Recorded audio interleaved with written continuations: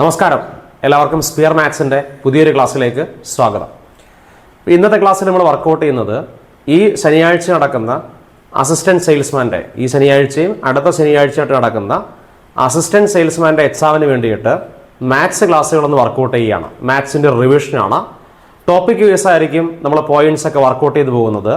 അതായത് ഇന്നത്തെ ക്ലാസ്സിൽ ആദ്യത്തെ ഒരു 5 ടോപ്പിക്ക് എക്സ്പോണൻസുമായിട്ട് ബന്ധപ്പെട്ട്, നമ്പേഴ്സുമായിട്ട് ബന്ധപ്പെട്ട്, പ്രോഫിറ്റ് ആൻഡ് ലോസിൻ്റെയും ക്ലോക്കിൻ്റെയും ഒറ്റയാൻ്റെയും അങ്ങനെ 5 ടോപ്പിക്കിലെ ക്വസ്റ്റ്യൻസ് ആണ് ഇന്നത്തെ ക്ലാസ്സിൽ വർക്കൗട്ട് ചെയ്യുന്നത്. അത് പാർട്ട് 1 ആയിട്ട് വീഡിയോ അപ്ലോഡ് ചെയ്യും. അടുത്ത ബാക്കിയുള്ള ടോപ്പിക്സിൻ്റെയൊക്കെ പാർട്ട് 2, പാർട്ട് 3 ആയിട്ട് അപ്ലോഡ് ചെയ്യുന്നതായിരിക്കും. എല്ലാവരും മുടങ്ങാതെ സ്കിപ്പ് ചെയ്യാതെ ഈ വീഡിയോസ് മുഴുവൻ കാണാൻ ശ്രമിക്കുക. ഉറപ്പായിട്ടും നിങ്ങളുടെ എക്സാമിനകത്ത് ഇതിൽ നിന്നും ക്വസ്റ്റ്യൻസ് വരട്ടെ. ഒരു കാര്യം ഇവിടെ പറയട്ടെ, നിങ്ങൾ ഈ വീഡിയോ കാണുന്നതിനോടൊപ്പം തന്നെ തൊട്ട് മുമ്പ് നടന്ന സിവിൽ പോലീസ് ഓഫീസറിൻ്റെ എക്സാമിന് വേണ്ടിയിട്ട് മാത്സിനകത്ത് പ്രതീക്ഷിക്കാവുന്ന 50 ചോദ്യങ്ങളെന്ന് പറഞ്ഞ് നമ്മളൊരു 2 വീഡിയോസ് ചെയ്തിരുന്നു. ഉറപ്പായിട്ടും നിങ്ങൾ ആ വീഡിയോസ് കൂടി കാണുക. കണ്ടെങ്കിൽ മാത്രമേ, കാരണം അതിൽ ഞാൻ ഉൾപ്പെടുത്തിയിട്ടിരുന്ന ആ 50 ക്വസ്റ്റ്യൻസ് ഈ വീഡിയോസിൽ ഞാൻ ചേർക്കുന്നില്ല. ആ ക്വസ്റ്റ്യൻസ് ഒഴികെയുള്ള മറ്റു ചോദ്യങ്ങളാണ് ഈ വീഡിയോസിൽ ചേർക്കുന്നത്. നിങ്ങൾക്ക് മാത്സിനകത്തെ അത്യാവശ്യം എല്ലാ പോർഷൻസും കിട്ടാൻ വേണ്ടിയിട്ട് ആ വീഡിയോസോടെ കാണുക. ആ സിവിൽ പോലീസ് ഓഫീസറിൻ്റെ എക്സാമിന് വേണ്ടിയിട്ട് പ്രതീക്ഷിക്കാവുന്ന 50 ചോദ്യങ്ങളെന്ന് നമ്മൾ പറഞ്ഞ ആ 50 ക്വസ്റ്റ്യൻസും കാണുക.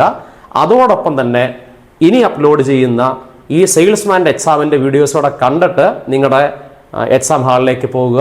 നിങ്ങൾക്ക് നല്ലതുപോലെ എക്സാമിന് പെർഫോം ചെയ്യാൻ കഴിയട്ടെ. എല്ലാവർക്കും സ്പിയർ മാത്സിൻ്റെ പുതിയൊരു ക്ലാസ്സിലേക്ക് സ്വാഗതം. നമസ്കാരം, എല്ലാവർക്കും സ്പിയർ മാത്സിൻ്റെ പുതിയൊരു ക്ലാസ്സിലേക്ക് സ്വാഗതം. ഇന്നത്തെ ക്ലാസ്സിൽ നമ്മൾ വർക്കൗട്ട് ചെയ്യുന്നത് ഈ ശനിയാഴ്ചയും അടുത്ത ശനിയാഴ്ചയും PSC നടത്താനിരിക്കുന്ന അസിസ്റ്റൻറ്റ് സെയിൽസ്മാന് വേണ്ടിയിട്ടുള്ള മാത്സിൻ്റെ റിവിഷൻ ക്ലാസ്സുകളാണ്. അത് 2-3 പാർട്ടായിട്ടായിരിക്കും നമ്മുടെ ക്ലാസ്സുകൾ അപ്ലോഡ് ചെയ്യുന്നത്. ടോപ്പിക്ക് ബേസിട്ടുള്ള ക്ലാസ്സുകളായിരിക്കും എടുക്കുന്നത്. അതായത് ആദ്യത്തെ പാർട്ടിൽ, ഫസ്റ്റ് പാർട്ടിൽ നമ്മൾ ഉൾപ്പെടുത്തിയിരിക്കുന്നത് മൊത്തം ഈ 5 ടോപ്പിക്കുകളാണ്. കൃത്യംഗങ്ങളും സംഖ്യകളും ലാഭവും നഷ്ടവും ക്ലോക്കും ഒറ്റയാനോടെ ചേരുന്ന 5 ടോപ്പിക്കുകൾ. ഈ 5 ടോപ്പിക്കുകൾ ചേരുന്നതാണ് ആദ്യത്തെ പാർട്ട്. അങ്ങനെ ഒരു 2-3 പാർട്ടായിട്ട് മാത്സിനകത്തെ എല്ലാ ക്വസ്റ്റ്യൻസും അത്യാവശ്യം ഓരോ ടോപ്പിക്കിൽ നിന്നും ഏതൊക്കെ ക്വസ്റ്റ്യൻസ് വരാം എന്ന് വിശകലനം ചെയ്യുകയാണ് ഈ ക്ലാസ്സുകളിലൂടെ നമ്മൾ ചെയ്യുന്നത്. എല്ലാവർക്കും ക്ലാസ്സിലേക്ക് സ്വാഗതം. അപ്പോൾ നമുക്ക് ആദ്യത്തെ ക്വസ്റ്റ്യനിലേക്ക് പോവാം. ആദ്യത്തെ ചോദ്യം ഒരു കൃത്യംഗവുമായിട്ട് ബന്ധപ്പെട്ട, എക്സ്പോണൻസുമായിട്ട് ബന്ധപ്പെട്ട ചോദ്യമാണ്. ഞാൻ പറഞ്ഞല്ലോ ആദ്യത്തെ ടോപ്പിക്ക് എക്സ്പോണൻസ് ആണ്, കൃത്യംഗമാണ്. ആദ്യത്തെ ടോപ്പിക്കായിട്ട് കൃത്യംഗം തന്നെ പറയാൻ എന്താണ് കാര്യമെന്ന് ചോദിച്ചാൽ, നിങ്ങൾ ഈ കുറേ നാളുകളായിട്ട് PSC എക്സാമിൻ്റെ ക്വസ്റ്റ്യൻസ് പരിശോധിച്ചാൽ നിങ്ങൾക്ക് ഒരു കാര്യം ഉറപ്പായിട്ട് മനസ്സിലാവും. കുറച്ച് നാളുകളായിട്ട് PSC നടത്തിയ എല്ലാ പരീക്ഷയിലെയും ഒരു ചോദ്യം കൃത്യംഗമാണ്. കൃത്യംഗത്തിലെ കണക്കില്ലാത്ത ഒരു ക്വസ്റ്റ്യൻ പേപ്പർ നമുക്കിപ്പം കാണാൻ കഴിയില്ല. അതുകൊണ്ട് തന്നെയാണ് ആദ്യത്തെ ചോദ്യമായിട്ട് നമ്മൾ കൃത്യംഗം തന്നെ ഉൾപ്പെടുത്തിയിരിക്കുന്നത്. ഓക്കെ, ആ കൃത്യംഗത്തിൽ ആദ്യത്തെ ക്വസ്റ്റ്യനിലേക്ക് വരാം. ഇത് ഒരു സിംപ്ലിഫിക്കേഷൻ്റെ ഒന്ന് സൊല്യൂഷൻ കണ്ടുപിടിക്കേണ്ട, ലഘൂകരിച്ച് കണ്ടെത്തേണ്ട ചോദ്യങ്ങളിലൊന്നാന്ന് മനസ്സിലാവും. കാരണം കുറേ സംഖ്യകൾക്ക് പവറും അവിടെ പല ബേസുകളൊക്കെ കൊടുത്തിരിക്കുകയാണ്. അന്നേരം ഇങ്ങനെ ഒരു ചോദ്യം ചോദിച്ചാൽ നിങ്ങളത് എങ്ങനെ ചെയ്യും? ഓക്കെ, അതിലേക്ക് വരാം. ആദ്യം നിങ്ങൾ മനസ്സിലാക്കേണ്ടത് ഇങ്ങനെയും ഉറപ്പിക്കണം, എപ്പോഴും കൃത്യംഗത്തിൻ്റെ കണക്കുകൾ ചെയ്യണമെങ്കിൽ ഇതെല്ലാം കൃത്യംഗമാണല്ലോ, കൃതിയുള്ള സംഖ്യകളാണ് കൃത്യംഗമാണ്. കൃതി ഉണ്ടെങ്കിൽ പിന്നെ അത് കൃത്യംഗത്തിൻ്റെ ചോദ്യമാണ്. കൃതി എന്ന് പറഞ്ഞാൽ പവർ, എല്ലാ സംഖ്യയ്ക്കും പവറുണ്ട്. സോ നിങ്ങൾ ആദ്യം ചെയ്യേണ്ടത്, റൂൾസ് ഒക്കെ അപ്ലൈ ചെയ്യണമെങ്കിൽ ആദ്യം നിങ്ങൾ ചെയ്യേണ്ടത്, കൃത്യംഗ നിയമങ്ങൾ അപ്ലൈ ചെയ്യണമെങ്കിൽ ആദ്യം ചെയ്യേണ്ടത് എല്ലായിടത്തും ബേസ് ഈക്വലാക്കി മാറ്റണം. എല്ലായിടത്തും ബേസ് ഈക്വലാക്കി മാറ്റണം. എന്നാൽ പിന്നെ എങ്ങനെയാണ് ബേസ് ഈക്വലാക്കേണ്ടത് നോക്കുക. ബേസ് ഈക്വലാക്കുക എന്ന് പറഞ്ഞാൽ ബേസ് പറ, 2, 4, 6 അതല്ലേ ബേസ്. ഇവിടുത്തെ ബേസ് ഏതൊക്കെയാ? 2ഉം 4ഉം 6ഉം. ഓക്കെ, ഇവിടുത്തെ ബേസ് ഏതൊക്കെയാ? 36, 16. ഓക്കെ, നമ്മുടെ ആദ്യത്തെ പോയിന്റ് ഞാൻ പറയുകയാണ്, കൃത്യംഗത്തിൻ്റെ കണക്ക് ചെയ്യണമെങ്കിൽ ബേസ് ഈക്വലാക്കണം. ബേസ് ഈക്വലാക്കണമെങ്കിൽ ചെറിയ ബേസ് അതുപോലെ നിർത്തണം. 2ഉം 4ഉം 6ഉം അങ്ങനെ നിർത്തിയിട്ട് ഈ ബേസ് മാറ്റണം. 36ഉം 16ഉം അല്ലേ, മുകളിലുള്ള ബേസിലോട്ട് മാറ്റാമല്ലോ. 36 മാറ്റി നമുക്ക് എങ്ങനെ എഴുതാം?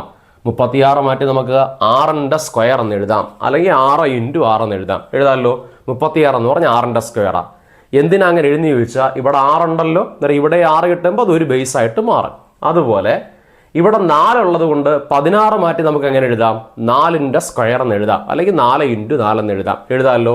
എന്നാൽ അങ്ങനെ നമുക്കൊന്ന് കുറിച്ച് വെക്കാൻ ഒന്ന് നോക്കിക്കോ. ഞാൻ ഓരോ ബേസ് മാറ്റുന്നത് എങ്ങനെയാണെന്ന് നോക്കിക്കോ. ഫസ്റ്റ് ബേസ് ദാണ്ട ഇവിടുത്തെ ബേസ് എന്ന് പറഞ്ഞാൽ നമ്പേഴ്സ് മുകളിലത്തെ നമ്പർ നമുക്ക് അതുപോലെ എഴുതാം. ഏതൊക്കെയാ? 2ന്റെ ക്യൂബ് ഇൻറ്റു 4ന്റെ cube into 6/5 the whole square. അതങ്ങനെ നിൽക്കട്ടെ, അടുത്ത സ്റ്റെപ്പിൽ നമുക്ക് മാറ്റാം. ഡിവൈഡഡ് ബൈ 36 മാറ്റി എങ്ങനെ എഴുതാം? 36 മാറ്റി നമുക്ക് 6ന്റെ സ്ക്വയർ എന്ന് എഴുതാം. എഴുതിയല്ലോ. 36 പകരം 6ന്റെ സ്ക്വയർ എന്ന് എഴുതി. റൈസ് ടു എത്ര? 4 ഇൻറ്റു 16 മാറ്റി നമുക്ക് എങ്ങനെ എഴുതാം? 4ന്റെ സ്ക്വയർ എന്ന് പറഞ്ഞാൽ 16. 4ന്റെ സ്ക്വയർ എന്ന് എഴുതാം. റൈസ് ടു 3 എന്നും എഴുതാം. കിട്ടിയല്ലോ. ഇത്രയും നിങ്ങൾക്ക് ചെയ്യാൻ പറ്റും, ബുദ്ധിമുട്ടൊന്നുമില്ല.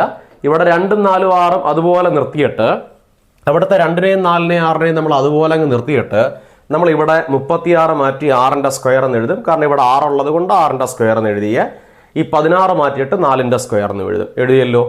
ഇനി കണക്കിനകത്തെ ഒരു റൂള് നമ്മൾ കൊടുക്കും. ആ റൂൾ ഇതാണ്: a⁻m the whole raise to n is equal to a⁻m × n.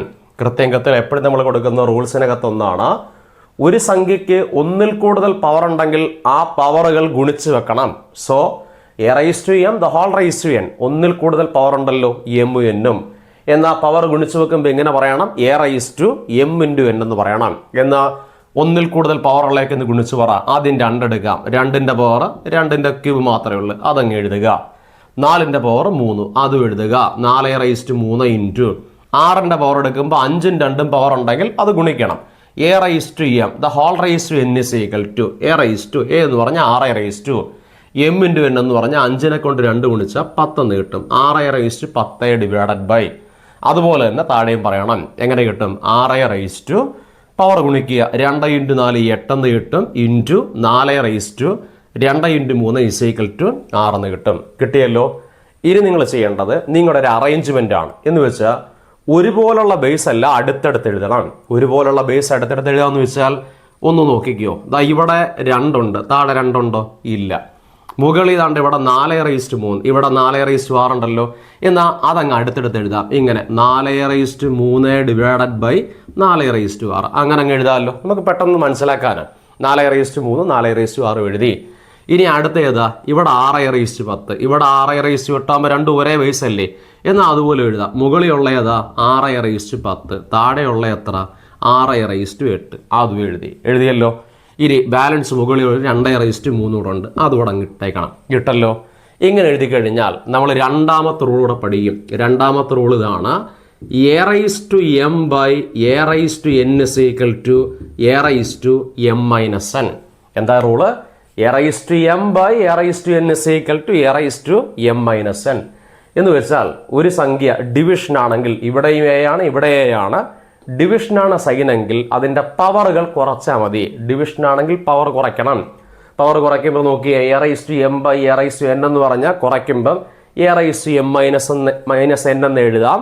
അതുപോലെ നമ്മൾ അടുത്ത സ്റ്റെപ്പ് ഇങ്ങനെ എഴുതും. പറ, 4/3 ഡിവൈഡഡ് ബൈ 4/6 എന്ന് പറഞ്ഞാൽ അതെങ്ങനെ എഴുതണം? 4/m-n എന്ന് പറഞ്ഞാൽ 3 - 6 എന്ന് പറയണം. 3 - 6 എന്ന് പറഞ്ഞാൽ -3 എന്ന് പറയണം. 4/-3. 3 ൽ 6 കുറച്ച് -3 അല്ലേ? തിരിച്ച് കുറച്ചിട്ട് മൈനസ് കൊടുക്കണം. ഇൻറ്റു അടുത്ത ഏതാ ഉള്ളത്? 6/10 ഡിവൈഡഡ് ബൈ 6/8. പറ, a⁻m / a⁻n എന്ന് പറഞ്ഞാൽ a⁻6 എന്ന് പറഞ്ഞാൽ 6/m-n എന്ന് പറഞ്ഞാൽ 10 ൽ 8 കുറയ്ക്കണം. 10 ൽ 8 കുറച്ചാൽ 2 എന്ന് കിട്ടും. ഇൻറ്റു ബാക്കിയുള്ള എത്ര? 2ന്റെ ക്യൂബ് എന്ന് കിട്ടിയല്ലോ. ഇത്രയും കാര്യങ്ങൾ നിങ്ങൾക്ക് ചെയ്യാം. a⁻m / a⁻n എന്ന് പറഞ്ഞാൽ a⁻m-n എന്ന് പറയുമ്പോൾ 3 ൽ 6 കുറച്ചാൽ -3. 6/10 ബൈ 6/8 എന്ന് പറഞ്ഞാൽ 6/10 ൽ 8 കുറച്ച് 6/2. ബാക്കിയുള്ള 2ന്റെ ക്യൂബ് എഴുതി. ഇതുകൂടെ ചെയ്തിട്ട് ഒരു സ്റ്റെപ്പ് കൂടെ എഴുതുമ്പോൾ നമ്മുടെ ആൻസർ ആവും. ഒരു സ്റ്റെപ്പ് എന്ന് പറഞ്ഞാൽ ഇവിടെ മുകളിൽ മൈനസ് അല്ലേ? ഒരു റൂൾ കൂടെ അങ്ങ് പഠിക്കണം. ആ റൂൾ ഇതാണ്, ഇതുകൂടെ പഠിച്ചു വെച്ചേക്കണം. a⁻m എന്ന് പറഞ്ഞാൽ 1/a⁻m ആണ്. a⁻m എന്ന് പറഞ്ഞാൽ 1/a⁻m എന്ന് വെച്ചാൽ ഒരു സംഖ്യയുടെ പവർ മൈനസ് ആണെങ്കിൽ ആ മൈനസ് മാറാൻ വേണ്ടി നിങ്ങൾ ആ നമ്പർ 1 കൊടുത്ത് താപ്പോട്ടം എഴുതിയാൽ മതി. ഇവിടെ താപ്പോട്ട് എഴുതുമ്പോൾ മൈനസ് അങ്ങ് മാറി കിട്ടും. എന്നാൽ നിങ്ങൾ ഇങ്ങനെ പറഞ്ഞു മുകളിലുള്ളത് അങ്ങ് എഴുതുക. മുകളിലുള്ളതൊക്കെയാ 6ന്റെ സ്ക്വയർ ഇൻറ്റു 2ന്റെ ക്യൂബ് ഡിവൈഡഡ് ബൈ താഴെ ഇവിടെ മുകളിൽ മൈനസ് അല്ലേ, മുകളിൽ മൈനസ് ആണെങ്കിൽ താപ്പോട്ട് അങ്ങ് എഴുതിയാൽ മതി. ബൈ കൊടുത്ത് താപ്പോട്ട് 4 താപ്പോട്ട് വന്നാൽ പിന്നെ മൈനസ് ഇല്ല, 4/3 എന്ന് കിട്ടും. കിട്ടിയല്ലോ. ഇത്രയേ ഉള്ളൂ ഈ ചോദ്യം കഴിഞ്ഞു. ഇനി നിങ്ങൾ ഇതിൻ്റെ ആൻസറിലേക്ക് വന്നാൽ മതി. 6/2 എഴുതി, 2ന്റെ ക്യൂബ് എഴുതി, 4/-3 താപ്പോട്ട് വന്നപ്പോൾ 4/3. ഇനി ആൻസറിലേക്ക് പോകാം. പറഞ്ഞു മുകളിൽ 6ന്റെ സ്ക്വയർ എന്ന് പറഞ്ഞാൽ 6 × 6 36 ഇൻറ്റു ഇവിടെ 2ന്റെ ക്യൂബ് എന്ന് പറഞ്ഞാൽ 2 × 2 × 2 = 8/. ഇവിടെ 4ന്റെ ക്യൂബ് എന്ന് പറഞ്ഞാൽ 4 × 4 × 4 = 64 എന്ന് കിട്ടും. അടുത്ത സ്റ്റെപ്പിൽ നമ്മൾ താണ്ട് ഈ 8നെ 64നെ വെട്ടും. ഇങ്ങനെ എഴുതും. 8നകത്ത് 8 ഒരെണ്ണം, 64നകത്ത് 8 ആണെങ്കിൽ 8 തവണ. സോ 36/8 എന്ന് കിട്ടി. വീണ്ടും ചെറുതാക്കാം, 4 കൊണ്ട് വെട്ടാം. 8നകത്ത് 4 2 തവണ, 36നകത്ത് 4 ആണെങ്കിൽ 9 തവണ. സോ ആൻസർ = മുകളിൽ 9ഉം താഴെ 2ഉം. ആൻസർ എന്ന് പറഞ്ഞാൽ 9/2 ആണ്. അങ്ങനെ ഒരു ഓപ്ഷൻ ക്വസ്റ്റ്യനകത്ത് കാണാം. സോ ഈ കണക്കിൻ്റെ നമ്മുടെ ഉത്തരം എന്ന് പറയുന്നത് 9/2 ആണ്. എല്ലാവരും നല്ലതുപോലെ ശ്രദ്ധിച്ച് ഇങ്ങനെ ചെയ്യേണ്ട, ഘടകങ്ങളാക്കി ചെയ്യേണ്ട, സിംപ്ലിഫിക്കേഷൻ ചെയ്യേണ്ട, ലഘൂകരിക്കേണ്ട കൃത്യങ്കങ്ങളുടെ ഈ ചോദ്യം മനസ്സിലാക്കണം. സാധ്യതയുള്ള ക്വസ്റ്റ്യൻസിനകത്ത് പ്രധാനപ്പെട്ട ചോദ്യങ്ങളിലൊന്നാണ്. ഓക്കെ, അപ്പോൾ നമുക്ക് രണ്ടാമത്തെ ക്വസ്റ്റ്യനിലേക്ക് പോവാം. രണ്ടാമത്തെ ചോദ്യം കൃത്യങ്കങ്ങളുടെ രണ്ടാമത്തെ ക്വസ്റ്റ്യൻ 81/0.2 ഇൻറ്റു 81/0.3. ഇതിൻ്റെ ഉത്തരം ഇങ്ങനൊരു കണക്ക് വേണമെങ്കിൽ ചോദിക്കാം. പോയിൻ്റൊക്കെ വരുന്നൊരു ക്വസ്റ്റ്യൻ ആണ്. ഓക്കെ, വളരെ എളുപ്പത്തിൽ നമുക്ക് കൈകാര്യം ചെയ്യാം. ഇവിടെ നോക്കുക, ഇവിടെ ബേസ് 81 ആണ്, ഇവിടെ നോക്കുക ബേസ് 81 ആണ്. രണ്ടിടത്ത് ഒരേ ബേസ് ആണ്. രണ്ടിടത്ത് ഒരേ ബേസ് ആയതുകൊണ്ട് ഇടയ്ക്കുള്ള സൈൻ ഇൻറ്റു ആണ്. അതുകൊണ്ട് നിങ്ങൾ ഇങ്ങനെ പറയണം, ആദ്യം കൃത്യങ്കത്തിൽ പഠിക്കുന്ന റൂളായിട്ട് പറയണം, a/m ഇൻറ്റു a/n = a/m+n എന്ന് പറയണം. എങ്ങനെ പറയും? a/m ഇൻറ്റു a/n = a/m+n എന്ന് പറയുമല്ലോ. അങ്ങനെയാണെങ്കിൽ 81/0.2 ഇൻറ്റു 81/0.3 നമുക്ക് എങ്ങനെ പറയാം? a/m ഇൻറ്റു a/n = a/m+n എന്ന് പറയുന്ന പോലെ 81/m+n എന്ന് പറഞ്ഞാൽ 0.2 + 0.3 എന്ന് പറയണം.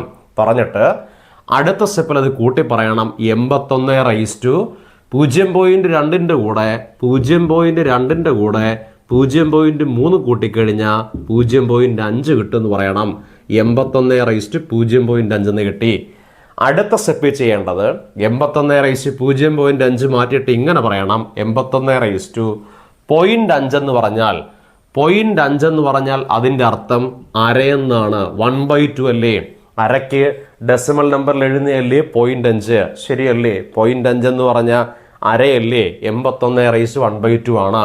എന്തെങ്കിലും സംശയം ഉണ്ടെങ്കിൽ ഇങ്ങനെ എഴുതണം. 0.5 ഡെസിമൽ നമ്പറിനെ ഫ്രാക്ഷൻ ആക്കാൻ വേണ്ടിയിട്ട് ആദ്യം ആ നമ്പർ എഴുതണം. നമ്പർ ഏതാ? 5 എഴുതണം. നമ്പർ 5 എഴുതിയിട്ട് എത്ര സ്ഥാനം മാറ്റി ആ പോയിന്റ്? ഒരു സ്ഥാനം മാറ്റുമ്പം താഴെ ഒരു 0 ഉള്ള നമ്പർ 10 കൊടുക്കണം. 5/10 എന്ന് കൊടുക്കണം. ഇങ്ങനെ എഴുതുക. നമ്പർ 5 എഴുതിയിട്ട് ഒരു സ്ഥാനമാകുമ്പോൾ താഴെ ഒരു 0 10 കൊടുക്കണം. അങ്ങനെ ചെയ്യുമ്പം 5ൽ 5 ഒരു തവണ, 10ൽ 5 2 തവണ എന്ന് പറഞ്ഞ് 1/2 എന്ന് കിട്ടും. ഇതുപോലെ കിട്ടും.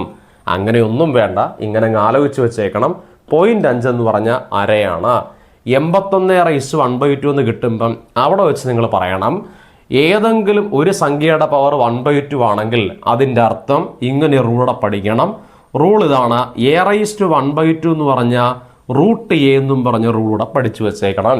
a/1/2 എന്ന് പറഞ്ഞാൽ √a എന്ന് വെച്ചാൽ ഒരു സംഖ്യയുടെ പവർ 1/2 ആണെങ്കിൽ അതിൻ്റെ റൂട്ട് അങ്ങ് പറയുന്നതായിരിക്കും അതിൻ്റെ ഉത്തരം. (1/2) ആണെങ്കിൽ അതിൻ്റെ റൂട്ട് പറയാമെന്ന് പറഞ്ഞാൽ 81/1/2 എന്ന് പറഞ്ഞ ഉത്തരം √81 ആണ്. √81ൻ്റെ വിലയെന്ന് പറഞ്ഞാൽ 9 ആണ്. സോ ഈ ക്വസ്റ്റ്യൻ്റെ ആൻസർ, രണ്ടാമത്തെ ചോദ്യത്തിൻ്റെ ഉത്തരം എന്ന് പറഞ്ഞാൽ 9 ആയിരിക്കും. ക്ലിയർ? അപ്പോൾ നമുക്ക് മൂന്നാമത്തെ ക്വസ്റ്റ്യനിലേക്ക് പോവാം. നമ്മുടെ മൂന്നാമത്തെ ചോദ്യം അതും കൃത്യങ്കങ്ങളിൽ നിന്ന് തന്നെയാണ്. മൂന്നാമത്തെ ചോദ്യം ഒരിത്തിരി കൂടെ ശ്രദ്ധിച്ച് നോക്കി മനസ്സിലാക്കേണ്ട നല്ല ചോദ്യങ്ങളിലൊന്നാണ്. 0.04 റൈസ് ടു -1.5 വില എത്ര? അന്നേരം ഇവിടെയും ഡെസിമൽ നമ്പറാണ്, മുകളിലും ഡെസിമൽ നമ്പറാണ്. അന്നേരം ഡെസിമൽ നമ്പറൊക്കെ വരുന്നൊരു ചോദ്യമാണ്. ഓക്കെ, ഒന്ന് ശ്രദ്ധിക്കുക, നല്ലത് നോക്കുക. ആദ്യം നിങ്ങൾ ചെയ്യേണ്ടത് ഡെസിമൽ ഉണ്ടെങ്കിൽ ഈ ഡെസിമൽ അങ്ങ് മാറ്റണം. ഇവിടെയും ഡെസിമൽ ഉണ്ട്, ഇവിടെയും ഡെസിമൽ ഉണ്ട്. നമുക്ക് ആദ്യം ഈ ഡെസിമൽ അങ്ങ് മാറ്റാം. ഡെസിമൽ മാറ്റാൻ വേണ്ടി ഞാൻ നേരത്തെ പറഞ്ഞതുപോലെ നമുക്ക് ചെയ്യാം. ഇവിടെ എത്ര? 0.04 എന്ന ഡെസിമൽ മാറ്റാം. പിന്നെ 1.5 മാറ്റാം. രണ്ടും ചെയ്യാം. അന്നേരം 0.04 മാറ്റാൻ വേണ്ടിയിട്ട് എങ്ങനെയാണ് ചെയ്യേണ്ടത്? ഡെസിമൽ മാറ്റി ഫ്രാക്ഷൻ ആക്കാൻ വേണ്ടിയിട്ട് നമ്പർ 4 എഴുതുക. 4 കൊടുത്തിട്ട് എത്ര സ്ഥാനം? 2 സ്ഥാനം. 2 സ്ഥാനം മാറ്റാൻ വേണ്ടി താഴെ 2 0 എന്ന് പറഞ്ഞാൽ 4/100 കൊടുക്കണം. കിട്ടിയല്ലോ, 4/100. അങ്ങനെ എഴുതാം. മുകളിൽ വേണമെങ്കിൽ ഡെസിമൽ നമുക്ക് പിന്നെ മാറ്റാം. ആദ്യം നമുക്ക് താഴത്തേക്ക് മാറ്റാം. 4/100 കിട്ടിയല്ലോ. അത് ഒന്ന് നോക്കിയേ. 4/100 എന്ന് പറഞ്ഞാൽ 4നെയും 100നെയും നമുക്ക് വേണമെങ്കിൽ ചെറുതാക്കാൻ. അങ്ങനെ ചെറുതാക്കുമ്പം എത്ര കിട്ടും? 4-നകത്ത് 4 ഒരു തവണ, 100-നകത്ത് 4 25 തവണ എന്ന് പറഞ്ഞാൽ 1/25 കിട്ടിയല്ലോ. 0.04 മാറ്റിയപ്പം നമുക്ക് എങ്ങനെ കിട്ടി? 4/100 കിട്ടി. 4/100 മാറ്റിയിട്ട് അതിന് നമ്മൾ അങ്ങനെ എഴുതി 1/25 എന്ന് എഴുതാമല്ലോ. സോ 0.04 പകരം നമ്മൾ 1/25 എഴുതിയല്ലോ. അടുത്ത മുകളിലുള്ള പവർ ഏതാ? -1.5 അല്ലേ? എന്നാൽ നേരത്തെ നമ്മൾ പഠിച്ച റൂളിലോട്ട് ഒരു കാര്യം കൂടെ പഠിക്കാം. മൈനസിന്റെ റൂൾ നമ്മൾ നേരത്തെ പഠിച്ചെങ്കിൽ അതുമായിട്ട് ബന്ധപ്പെട്ട് ഒരു റൂൾ നിങ്ങൾ അങ്ങ് പഠിച്ചു വെച്ചേക്കണം. റൂൾ ഇതാണ്: a/b the whole raised to -m is equal to b/a the whole raised to m എന്ന് പഠിക്കണം. റൂൾ എന്താ? a/b the whole raised to -m is equal to b/a the whole raised to m എന്ന് വെച്ചാൽ ഒരു ഭിന്നസംഖ്യയുടെ power minus ആണെങ്കിൽ അതിനെ തിരിച്ചിട്ട അത് plus ആവും. പറഞ്ഞേ, ഒരു ഭിന്നസംഖ്യയുടെ പവർ മൈനസ് ആണെങ്കിൽ അതിനെ തിരിച്ചിട്ട അത് പ്ലസ് ആവും. അതുകൊണ്ട് ഈ a/b എന്നുള്ള 1/25 എന്നുള്ളത് തിരിച്ചിട്ടാൽ 25/1 എന്ന് എഴുതി കഴിഞ്ഞാൽ ആ മൈനസ് മാറി ഇത് പ്ലസ് ആയിട്ട് മാറും എന്ന് പറഞ്ഞാൽ +1.5 ആയിട്ട് മാറാൻ ആ മൈനസ് അങ്ങ് മാറിക്കിട്ടും. ഓക്കെ, അത്ര എളുപ്പമായി. ഒരു സ്റ്റെപ്പോടെ നമുക്ക് ചേർത്ത് പറയാം. 25/1 എന്ന് പറഞ്ഞാൽ താഴെ 1 വേണ്ട, 25 എന്ന് എഴുതാം.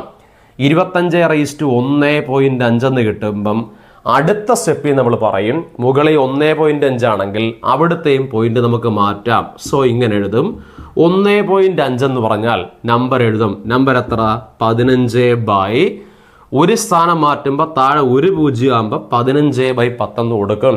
15/10 കൊടുക്കുമ്പം അതിനെ നമ്മൾ വെട്ടിച്ചെറുതാക്കുമ്പം 5 കൊണ്ട് വെട്ടുമ്പം 15-നകത്ത് 5 ആണെങ്കിൽ 3 തവണ, 10-നകത്ത് 5 ആണെങ്കിൽ 2 തവണ എന്ന് എഴുതുമ്പം നമുക്ക് 3/2 എന്ന് കിട്ടും. സോ ഇങ്ങനെ എഴുതും. 25/1.5 പകരം നമുക്ക് എത്ര കിട്ടി? 3/2 എന്ന് കിട്ടും. എന്തെങ്കിലും സംശയം ഉണ്ടെങ്കിൽ നമ്മൾ 4 വെച്ച് നോക്കുമ്പം 3/2 എന്ന് പറഞ്ഞ അതിൻ്റെ അർത്ഥം 3ന്റെ പകുതി എന്നാണ്. 2 എന്ന് പറഞ്ഞ അർത്ഥം പകുതി എന്നാണ്. സോ 3ന്റെ പകുതി എന്ന് പറഞ്ഞാൽ 1.5 ആണ്. അന്നേരം അത് ക്ലിയർ ആണ്. എന്നാൽ ഇനി എങ്ങനെയാണ് കണക്ക് ചെയ്യേണ്ടതെന്ന് ചോദിച്ചാൽ ഇങ്ങനെ പറയണം. ഈ 25 മാറ്റി നമുക്ക് എന്തെങ്കിലും ചെയ്യാൻ പറ്റുമോ? ചെയ്യാൻ പറ്റുമല്ലോ. 25 മാറ്റി നമുക്ക് 5ന്റെ സ്ക്വയർ എന്ന് എഴുതാമല്ലോ. അങ്ങനെ ഓരോ സ്റ്റെപ്പുകൾ ഇങ്ങനെ കിട്ടിക്കൊണ്ടിരിക്കും. 25 മാറ്റി നമ്മൾ 5ന്റെ സ്ക്വയർ എന്ന് എഴുതി കഴിഞ്ഞാൽ അതിൻ്റെ പവറായിട്ട് ഒരു 3/2 കൂടെ കൊടുത്തല്ലോ. എന്നാൽ അടുത്ത സ്റ്റെപ്പിൽ നമ്മൾ എന്തു പറയും? നമ്മൾ നേരത്തെ പഠിച്ച പവർ റൂൾ അനുസരിച്ച് ഒരു സംഖ്യയ്ക്ക് 1ൽ കൂടുതൽ പവർ ഉണ്ടെങ്കിൽ പവർ ഗുണിക്കും. a/m the whole raised to n is equal to a/m × n എന്ന് പറയുന്നത് പോലെ പവർ ഗുണിക്കുമ്പോൾ എങ്ങനെ എഴുതും? 2 × 3/2 എന്ന് എഴുതും. അങ്ങനെ എഴുതുമ്പം ഈ മുകളിലത്തെ 2ഉം താഴത്തെ 2ഉം വെട്ടിപ്പോയി കഴിഞ്ഞാൽ ബാക്കിയുള്ളത് 5/3 എന്ന് കിട്ടും. 5/3 എന്ന് പറഞ്ഞാൽ 5 3 തവണ ഗുണിക്കണം. 5ന്റെ ക്യൂബ് എന്ന് പറഞ്ഞാൽ 5 × 5 × 5 is equal to 125 ഈ ചോദ്യത്തിന്റെ ഉത്തരവായിട്ട് മാറും. So answer is equal to 125 ആണ്, 125 ആണ്. ഒന്ന് ശ്രദ്ധിക്കണം. ഒരിത്തിരി കൂടെ ഡെസിമലൂടെ ഒക്കെ വരുന്നൊരു ചോദ്യം വന്നാൽ അത് നിങ്ങൾ എങ്ങനെ ചെയ്യും എന്നറിയാനാണ് ഈ ക്വസ്റ്റ്യൻ ഇതിനകത്ത് ഉൾപ്പെടുത്തിയിരിക്കുന്നത്. ക്ലിയർ? 4ാമത്തെ ചോദ്യം കൃത്യംഗത്തിന്റെ മറ്റൊരു രീതിയിലെ ചോദ്യമാണ്. 9x - x - 3 = 27x - 4 - x ആയാൽ x എത്ര? ഓക്കെ, ഇവിടെ മുകളിൽ എക്സ് ഉണ്ട്, ഇവിടെയും മുകളിൽ എക്സ് ഉണ്ട് അല്ലേ. എന്നാൽ പിന്നെ മുകളിൽ x-3 എന്ന് പറഞ്ഞ പവറും ഇവിടെ 4 - x എന്ന് പറഞ്ഞ പവർ വാല്യൂ ഉള്ള പവർ അവിടെ നിൽക്കട്ടെ. നമുക്ക് എങ്ങനെ കണക്ട് ചെയ്യാം? ഇവിടെ ബേസ് 9, ഇവിടെ ബേസ് 27.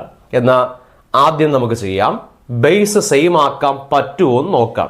ബേസ് സെയിം ആക്കാൻ പറ്റുമല്ലോ. 9നെയും 27നെയും 9, 27 3ന്റെ ഗുണിതമായതുകൊണ്ട് 9നെയും 27നെയും നമുക്ക് 3ന്റെ പവറിൽ എഴുതി നോക്കാം. എങ്ങനെ എഴുതാം? 9 മാറ്റി നമുക്ക് എങ്ങനെ എഴുതാം? 9 എന്ന് പറഞ്ഞാൽ 3ന്റെ സ്ക്വയർ അല്ലേ 9. സോ 9ന് പകരം നമുക്ക് 3ന്റെ സ്ക്വയർ എന്ന് എഴുതാം. റൈസ് ടു എത്ര? x-3. അത് എഴുതി വെച്ചു. എന്നാൽ നിങ്ങൾ പറഞ്ഞതാ 27 മാറ്റി നിങ്ങൾ എങ്ങനെ എഴുതും? 9 3ന്റെ സ്ക്വയർ ആണെങ്കിൽ നിങ്ങൾ പഠിച്ചിട്ടില്ലേ 3ന്റെ ക്യൂബ് അല്ലിയുടെ 27 ആണോ? ആണ്. 3ന്റെ ക്യൂബാണ് 27. സോ 3ന്റെ ക്യൂബ് 27 ആണെന്ന് നിങ്ങൾക്ക് അറിയാമെങ്കിൽ 27 മാറ്റി നിങ്ങൾ 3ന്റെ ക്യൂബ് എന്ന് എഴുതി. ഇനി അതിൻ്റെ മുകളിൽ ഒരു പവർ ഉണ്ട്, ആ പവറാണ് 4 - x. അത് എഴുതി വെച്ചു. ബാക്കിയൊക്കെ നിങ്ങളിപ്പം പഠിച്ച കാര്യങ്ങൾ എൻ്റെ അടുത്ത് പറഞ്ഞു തരണം. നിങ്ങൾ എനിക്ക് ഇങ്ങനെ പറഞ്ഞു തരും, സാറേ a⁻m the whole raise to n എന്ന് പറഞ്ഞാൽ a⁻m × n എന്ന് പറഞ്ഞു തരണം. എന്ന് വെച്ചാൽ ഒരു സംഖ്യയ്ക്ക് ഒന്നിൽ കൂടുതൽ പവർ ഉണ്ടെങ്കിൽ പിന്നെ ഒരുപാടൊന്നും ആലോചിക്കാതെ ഉടനെ അതങ്ങോട്ട് ഗുണിച്ച് വെച്ചോണെന്ന് പറയണം. ആ പവർ അങ്ങ് ഗുണിച്ച് വെച്ചേക്കണം, വേറെ ഒന്നും ആലോചിക്കാൻ നിൽക്കരുത്. അപ്പോഴേ പറയണം 3 ഈ പവർ ഗുണിക്കണം. പവർ ഗുണിക്കുമ്പോൾ 2 × x-3 എന്ന് എഴുതണം. ഇങ്ങനെ തന്നെ എഴുതണം, ബ്രാക്കറ്റ് കൊടുത്ത് തന്നെ എഴുതണം. കാരണം 2നെ കൊണ്ട് x-3 ഗുണിക്കുമ്പോൾ 2നെ കൊണ്ട് x ഗുണിക്കണം, 2നെ കൊണ്ട് 3 ഗുണിക്കണം. അതുകൊണ്ട് 2 × x-3 എന്നുള്ളത് ബ്രാക്കറ്റിൽ കൊടുക്കണം. അതുപോലെ ഇവിടെയും 3 കൊണ്ട് 4 - x ഗുണിക്കുക എന്ന് പറഞ്ഞാൽ 3 × 4 - x എന്ന് എഴുതണം. എഴുതാമല്ലോ. എന്നാൽ അടുത്ത സ്റ്റെപ്പിൽ നമുക്കത് ഗുണിച്ചുകൂടെ പറയാം. 3 2നെ കൊണ്ട് x ഗുണിക്കണം, 2നെ കൊണ്ട് 3 ഗുണിക്കണം. 2നെ കൊണ്ട് x ഗുണിച്ചാൽ 2 × x എന്ന് പറഞ്ഞാൽ 2x കിട്ടും. സൈൻ മൈനസ് കൊടുക്കും, ഇടയ്ക്ക് ഇവിടെ മൈനസ് ആണ്, ആ മൈനസ് കൊടുക്കും. എന്നിട്ട് 2നെ കൊണ്ട് 3 ഗുണിച്ചാൽ 2 × 3 6 എന്ന് കൊടുക്കും. കൊടുത്തല്ലോ. അതുപോലെ അപ്പുറം ഒന്ന് ഗുണിച്ച് പറഞ്ഞ് എനിക്ക് ഗുണിച്ച് പറഞ്ഞതാ എങ്ങനെ? 3 ഗുണിച്ച് പറഞ്ഞ് 3 × 4 എന്ന് പറഞ്ഞാൽ 12 എന്ന് പറയും.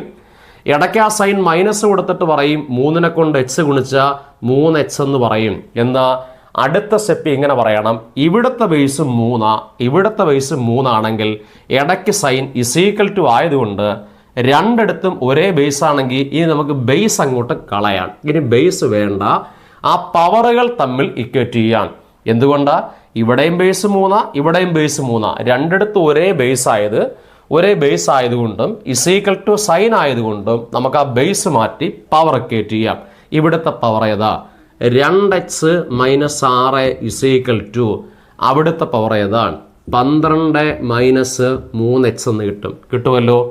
ഇനി നിങ്ങൾ കണക്കിൽ ചെയ്യേണ്ടത്, കണക്ക് നിങ്ങൾ ചെയ്ത് പഠിക്കുമ്പം ആദ്യം പഠിക്കുന്ന കാര്യങ്ങൾ കൊടുക്കണം. എന്ന് വെച്ചാൽ വേരിയബിൾസ് എല്ലാം ഒരുമിച്ച്, നമ്പറൊക്കെ ഒരുമിച്ച്. സോ വേരിയബിൾസ് ലെറ്റേഴ്സ് ഒക്കെ ഒരുമിച്ച്. ലെറ്റേഴ്സ് ഒക്കെ നമുക്ക് ഇപ്പുറം കൊണ്ടുവരാം. ഇവിടെ 2x ഉണ്ട്, ആ 2x അവിടെ ഇട്ടല്ലോ. അപ്പുറമുള്ള -3x പറ. മൈനസ് ഇപ്പുറം വരുമ്പം അത് +3x ആയിട്ട് മാറും. -3x ഇപ്പുറം വന്നപ്പം അത് +3x ആയിട്ട് മാറി. = ഇനി അപ്പുറം ഒരു 12 ഉണ്ട്, ആ 12 അവിടെ ഇട്ടു. എന്നിട്ട് ഈ -6 അപ്പുറം ചെല്ലുമ്പം അത് +6 ആയിട്ട് മാറും. 12 +6 ആയിട്ട് മാറും. സോ 2xന്റെ കൂടെ ഇവിടെ 3x കൂട്ടുമ്പോൾ നമുക്ക് 5x എന്ന് കിട്ടും. 5xന്റെ വില 12ന്റെ കൂടെ 6 കൂട്ടിക്കഴിഞ്ഞാൽ 18 എന്ന് കിട്ടും. 5xന്റെ വില 18 ആണെങ്കിൽ പിന്നെ നിങ്ങൾ പറഞ്ഞു തരും xന്റെ വിലയെന്ന് പറയുന്നത് അപ്പുറമുള്ള 18 എഴുതിയിട്ട് ഈ × 5 അപ്പുറം ചെല്ലുമ്പം /5 എന്ന് കിട്ടും. സോ x = 18/5 ആയിരിക്കും ഈ ചോദ്യത്തിൻ്റെ ഉത്തരം. ഒന്ന് വലിയ ബുദ്ധിമുട്ടില്ലാതെ, കഴിഞ്ഞ കണക്കിൻ്റെയൊക്കെ അത്രയും ബുദ്ധിമുട്ടില്ലാതെ നിങ്ങൾക്കിത് ചെയ്യാൻ പറ്റും. ശ്രദ്ധിച്ച് മനസ്സിലാക്കി പഠിക്കണം.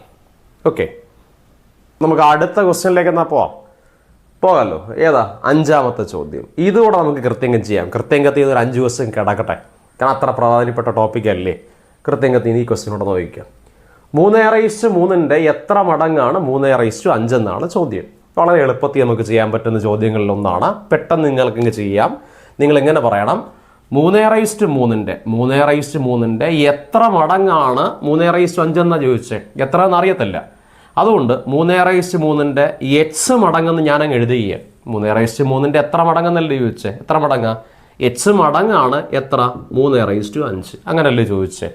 3/3 എത്ര മടങ്ങാണ് 3/5 എന്നല്ലേ ചോദിച്ചേ? ഞാൻ പറയുക 3/3 എത്ര മടങ്ങെന്ന് അറിയത്തില്ല, അതുകൊണ്ട് ഞാൻ ആ മടങ്ങിന് ഞാൻ എച്ച് എന്ന് കൊടുത്തു. 3/3 എച്ച് മടങ്ങാണ് എന്തെന്ന് പറയുന്നത് 3/5. സോ 3/3 എച്ച് മടങ്ങാണ് എന്ത്? 3/5 അല്ലേ?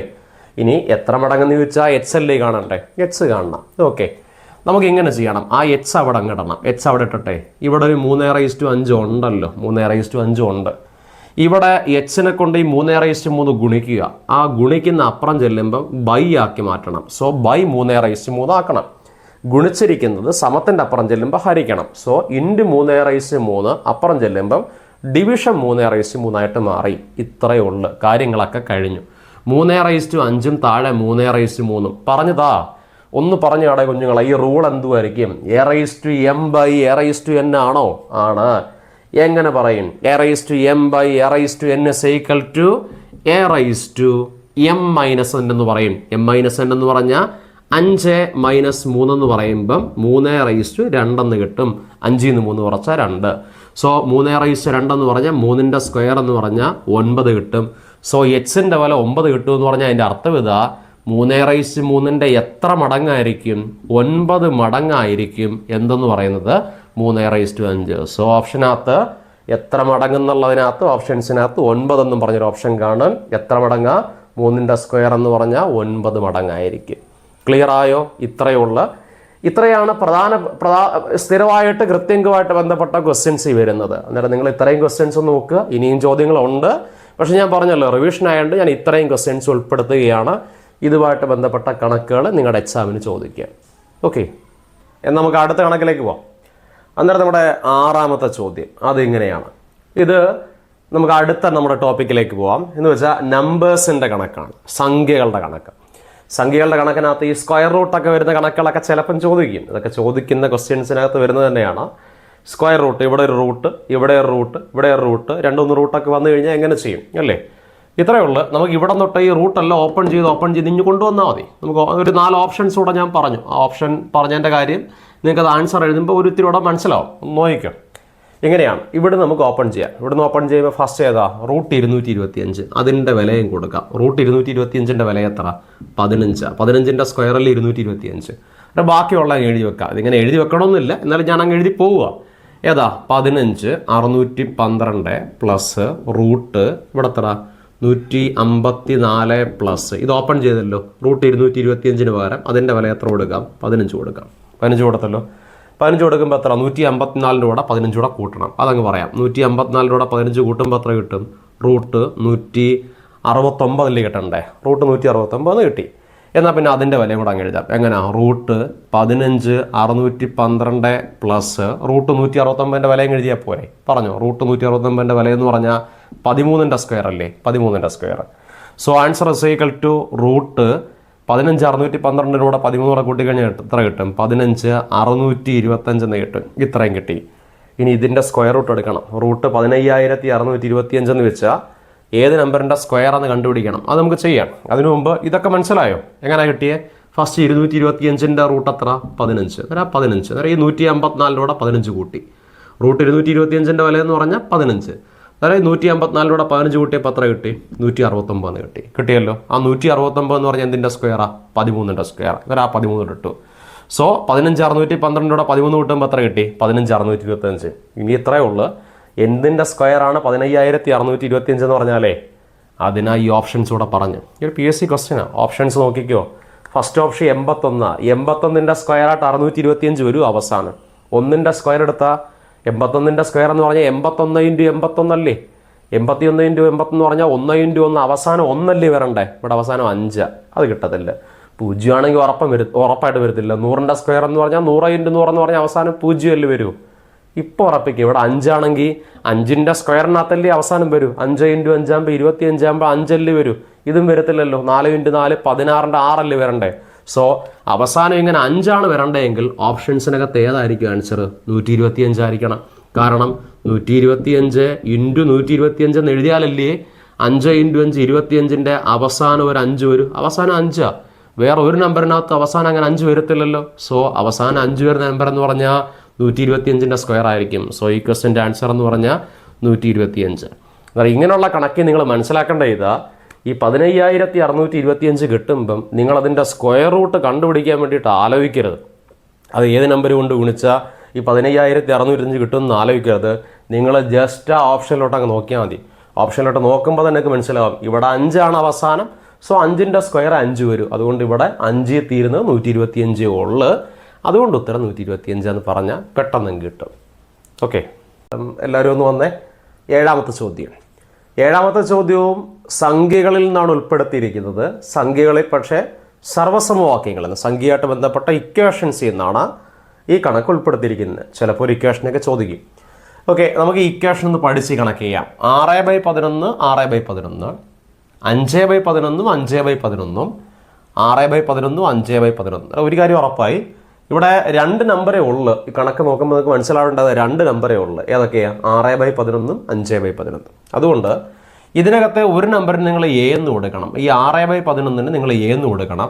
5/11 നിങ്ങൾ ബി എന്നും കൊടുക്കണം. അങ്ങനെ കൊടുത്താലേ നിങ്ങൾക്ക് ഇതിങ്ങനെ വായിക്കാം. ഇത് എ ഇൻറ്റു എയാ. എ 6/11, ബി ആണ് 5/11 എന്ന് വെച്ചാൽ ഇത് എ ഇൻറ്റു എയാ. എ ഇൻറ്റു എ എന്ന് പറഞ്ഞാൽ അത് മുകളിൽ കിടക്കുന്ന എ സ്ക്വയറാണ് അല്ലേ. താഴെ നിൽക്കുന്ന മൈനസ്, താഴെ നിൽക്കുന്ന പറയാം മൈനസ്. ഇവിടെ എന്താ? ബി ഇൻറ്റു ബിയാ. ബി ഇൻറ്റു ബി എന്ന് പറഞ്ഞാൽ അത് ബി സ്ക്വയറാണ്. അന്നേരം മുകളിൽ നിൽക്കുന്ന എ ഇൻറ്റു എ എന്ന് പറഞ്ഞാൽ എ സ്ക്വയറും, ഇവിടെ ബി ഇൻറ്റു ബി എന്ന് പറഞ്ഞാൽ ബി സ്ക്വയറുമാണ്. A square minus B square by താഴെയുള്ള ഏതാ? 6/11 എന്ന് പറഞ്ഞാൽ എ മൈനസ് 5/11 എന്ന് പറഞ്ഞാൽ ബി അല്ലേ. അതെങ്ങനെ കിട്ടിയേ? A square minus B square divided by A minus B എന്നാണ് ഈ ചോദ്യം നിൽക്കുന്നുണ്ട്. മുകളിൽ ഇത് എ, ഇതും എ, സോ ഇത് എ സ്ക്വയർ, ഇത് ബി, ഇതും ബി, സോ ഇത് B square. A square minus B square മേളിയുണ്ട്, താഴെയുള്ളത് എ മൈനസ് ബി ആ. അങ്ങനെ എഴുതിയ നിങ്ങൾ ഇങ്ങനെ പറയണം. A square minus B square എന്ന് പറഞ്ഞാൽ ആ ഇക്വേഷൻ ഇങ്ങനെ പറയണം. A square minus B square എന്ന് പറഞ്ഞാൽ അത് A plus B into A minus B എന്ന് പറയണം. എ സ്ക്വയർ മൈനസ് ബി സ്ക്വയറിൻ്റെ വില എന്ന് പറഞ്ഞാൽ എന്താ? A plus B into A minus B ആണ് മുകളിൽ നിൽക്കുന്നത്. താഴെ എന്തോ ഉണ്ട്? ഒരു എ മൈനസ് ബി ഉണ്ട്. സോ അടുത്ത സ്റ്റെപ്പിൽ നിങ്ങൾ ഈ എ മൈനസ് ബിയും ഈ എ മൈനസ് ബിയുടെ അങ്ങ് വെട്ടിക്കളയാണ്. ക്ലിയർ ആണ്? എ സ്ക്വയർ മൈനസ് ബി സ്ക്വയറിന് നിങ്ങൾ A plus B into A minus B എന്ന് എഴുതും. എന്നിട്ട് താഴെയുള്ള എ മൈനസ് ബി അതുപോലെ എഴുതിയിട്ട് അടുത്ത സ്റ്റെപ്പിൽ ഈ എ മൈനസ് ബിയും ഈ എ മൈനസ് ബിയുടെ വെട്ടിപ്പോയി കഴിഞ്ഞാൽ പിന്നെ ഇവിടെ എന്തേ ഉള്ളു? എ പ്ലസ് ബി ഉള്ളു. സോ ഈ കണക്കിൻ്റെ ഉത്തരം എന്തായിരിക്കണം? എ പ്ലസ് ബി ആണെന്ന് മനസ്സിലായി. എ പ്ലസ് ബി ആണെങ്കിൽ എയുടെയും ബിയുടെയും വില പറ. എയുടെ വില എത്ര? 6/11 പ്ലസ് ബിയുടെ വില എത്ര? 5/11 അങ്ങ് എഴുതിയാൽ പോരെ? ഇത് കൂട്ടി വെച്ചാൽ പോരെ?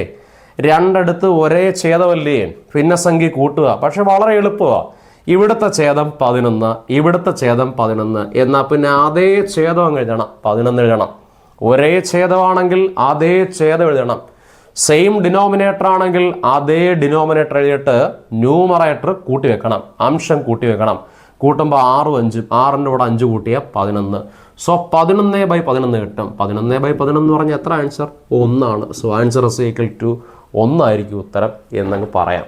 വളരെ എളുപ്പത്തിൽ ചെയ്യാം. ഈ ഇക്വേഷനോടെ പഠിച്ചു വെച്ചാൽ സിമ്പിളായിട്ട് ചെയ്യും. ഏതാ equation? A square minus B square is equal to A plus B into A minus B. Okay, നമ്മുടെ 8ാമത്തെ ക്വസ്റ്റ്യൻ സംഖ്യകളുടെ തുകയായിട്ട് ബന്ധപ്പെട്ടൊരു ചോദ്യം പറഞ്ഞിട്ട് അതിനകത്ത് വലിയ സംഖ്യയും ചെറിയ സംഖ്യയൊക്കെ ചിലപ്പോൾ ചോദിക്കാം. ഓക്കെ, എന്താ ചോദ്യം? തുടർച്ചയായിട്ടുള്ള 3 ഇരട്ട സംഖ്യകളുടെ തുക 246 ആയാൽ വലിയ സംഖ്യയല്ലേ? ഇത് വേണമെങ്കിൽ നമുക്ക് ഇതിൻ്റെ മിഡിൽ നമ്പർ കണ്ടുപിടിച്ച് വളരെ എളുപ്പത്തിലൊക്കെ ചെയ്യാം. 246 കൊണ്ട് 3 ഹരിച്ചാൽ എണ്ണം 3 അല്ലേ, അന്നേരം എണ്ണം 3 ഹരിച്ചാൽ അതിൻ്റെ മിഡിൽ നമ്പർ കിട്ടും. പിന്നെ അപ്പുറം ഇപ്പുറമൊക്കെ നോക്കിയെടുത്ത് അങ്ങനെയൊക്കെ ചെയ്യാം. പക്ഷേ അതിന് നല്ലത് നമുക്ക് എല്ലാവരും അങ്ങനെ ഓർത്ത് വെക്കാൻ ചിലപ്പോൾ പറ്റില്ല. അതുകൊണ്ട് നിങ്ങൾ വേണമെങ്കിൽ ചെയ്ത് പിടിച്ചോ. ഇങ്ങനെയാണ് ചെയ്യുന്ന രീതി ഒന്ന് പറഞ്ഞുതരാം. ഹിൻഡ് വേണമെങ്കിൽ പറയാം. ചെയ്യുന്നത് എങ്ങനെയാണ്? തുടർച്ചയായിട്ടുള്ള 3 ഇരട്ട സംഖ്യ എന്ന് പറഞ്ഞാൽ ആദ്യത്തെ ഇരട്ട സംഖ്യയ്ക്ക് എച്ച് എന്ന് കൊടുക്കണം. രണ്ടാമത്തെ ഇരട്ട സംഖ്യ എന്ന് പറഞ്ഞാൽ ഒരു ഇരട്ട സംഖ്യ കഴിഞ്ഞാൽ രണ്ടാമത്തെ ഇരട്ട സംഖ്യ കിട്ടാൻ വേണ്ടി 2 കൂട്ടണം. അന്നേരം എച്ച് പ്ലസ് 2 എന്ന് കിട്ടും. മൂന്നാമത്തെ ഇരട്ട സംഖ്യ എന്ന് പറഞ്ഞാൽ വീണ്ടും അതിനോട് 2 കൂട്ടിക്കഴിഞ്ഞാൽ എച്ച് പ്ലസ് 4 എന്ന് കിട്ടും. ഏതൊക്കെയാണ് ഇരട്ട സംഖ്യ? ഈ എച്ചും എച്ച് പ്ലസ് 2ഉം എച്ച് പ്ലസ് 4 ഇല്ലേ? ഇരട്ട സംഖ്യ എന്ന് പറഞ്ഞാൽ 2, 4, 6 അങ്ങനെ 50 വ്യത്യാസം 2 അല്ലേ? അതുകൊണ്ട് 2 കൂട്ടി പോകണം.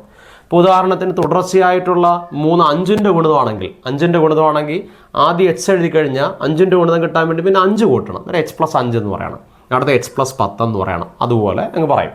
ഇരട്ട സംഖ്യ ആകുമ്പോൾ 2 കൂട്ടും. കിട്ടിയല്ലോ, തുടർച്ചയായിട്ടുള്ള 3 ഇരട്ട സംഖ്യ കിട്ടി. ഇതൊക്കെയാണ് എന്തോ പറഞ്ഞത്, 3 ഇരട്ട സംഖ്യകളുടെ തുക 246 അല്ലേ. ഒരു തുകയെന്ന് പറഞ്ഞാൽ ഇതെല്ലാം കൂട്ടാൻ ഒന്ന് കൂട്ട്. h plus h+2 plus h+4 is equal to തുക എത്ര? 246 കിട്ടിയല്ലോ, കിട്ടി. അടുത്ത സ്റ്റെപ്പിൽ എച്ച് കൂടെ കൂട്ടിക്കഴിഞ്ഞാൽ 3h എന്ന് കിട്ടും. പിന്നെ ഈ 2ൻ്റെ കൂടെ 4 കൂടെ കൂട്ടിക്കഴിഞ്ഞാൽ 6 എന്ന് കിട്ടും. ഇസ് ഈക്വൽ ടു 246 എന്ന് കിട്ടും. കിട്ടിയല്ലോ. അടുത്ത സ്റ്റെപ്പിൽ 3h ഇസ് ഈക്വൽ ടു അപ്പുറം 246 ഉണ്ട്, +6 അപ്പുറം ചെല്ലുമ്പോൾ -6 ആകുമ്പം 246 6 കുറച്ച് കഴിഞ്ഞാൽ 240 എന്ന് കിട്ടും. കിട്ടി.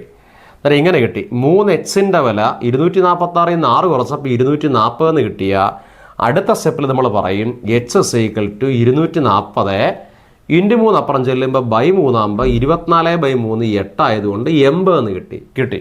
കാരണം hൻ്റെ വില എന്ന് പറഞ്ഞാൽ 80. ഇത് 80 ആണെങ്കിൽ അടുത്തതെന്ന് പറഞ്ഞാൽ 80ൻ്റെ 2 82 ആയിരിക്കും. അടുത്തതെന്ന് പറഞ്ഞാൽ 80ൻ്റെ കൂടെ 4 കൂട്ടി 84 ആയിരിക്കും. തുടർച്ചയായിട്ടുള്ള 3 ഇരട്ട സംഖ്യ ഏതൊക്കെയാണെന്ന് മനസ്സിലായി? 80, 82, 84. വലിയ സംഖ്യ ചോദിച്ചത്. വലിയ സംഖ്യ എന്ന് പറഞ്ഞാൽ ഏതാ? 84 ഉത്തരം. ഇങ്ങനെ വേണമെങ്കിൽ പെട്ടെന്ന് ചെയ്യാം. കണക്കായിട്ട് തന്നെ ചെയ്യുന്നത്, വലിയ ബുദ്ധിമുട്ടൊന്നും ഇല്ലാത്തതുകൊണ്ട് തന്നെയാണ് ഇത് തന്നെ പറഞ്ഞത്. അതാകുമ്പം വേറെ ഒന്നും ഓർത്തിരിക്കേണ്ട. അല്ലെങ്കിൽ ഈ 246 കൊണ്ട് 3 എണ്ണാകുമ്പോൾ 3 ഹരിക്കുമ്പോൾ ഈ മിഡിൽ നമ്പർ കിട്ടും. പിന്നെ 3 എണ്ണാകുമ്പോൾ 1 അങ്ങോട്ടും 1 ഇങ്ങോട്ടും വെച്ച് അങ്ങനെയും വേണമെങ്കിൽ ചെയ്യാം. പക്ഷേ ഇതാകുമ്പോൾ ഒരു തിരുവടെ പെട്ടെന്ന് കിട്ടും. ഓർത്തൊന്നും വെക്കണ്ട. 3 നമ്പർ, ഒന്ന് h ആണ്, മറ്റേ h+2 ആണ്, മറ്റേ h+4 എന്ന് പറഞ്ഞ് പെട്ടെന്ന് അങ്ങ് ചെയ്യാം. അതുകൊണ്ട് ഇങ്ങനെ ഒന്ന് പഠിക്കാൻ പറ്റുമെങ്കിൽ പഠിച്ചു വെച്ചു. ഇത്രയേ ഉള്ളൂ. ഇത് 2ൻ്റെ കൂടെ 4 കൂട്ടുമ്പോൾ 6 കിട്ടും. ഈ +6 അപ്പുറം ചെല്ലുമ്പോൾ -6. അന്നേരം 246 6 പോയപ്പോൾ 240. പിന്നെ × 3 അപ്പുറം ചെല്ലുമ്പോൾ /3 കിട്ടി. ഓക്കെ.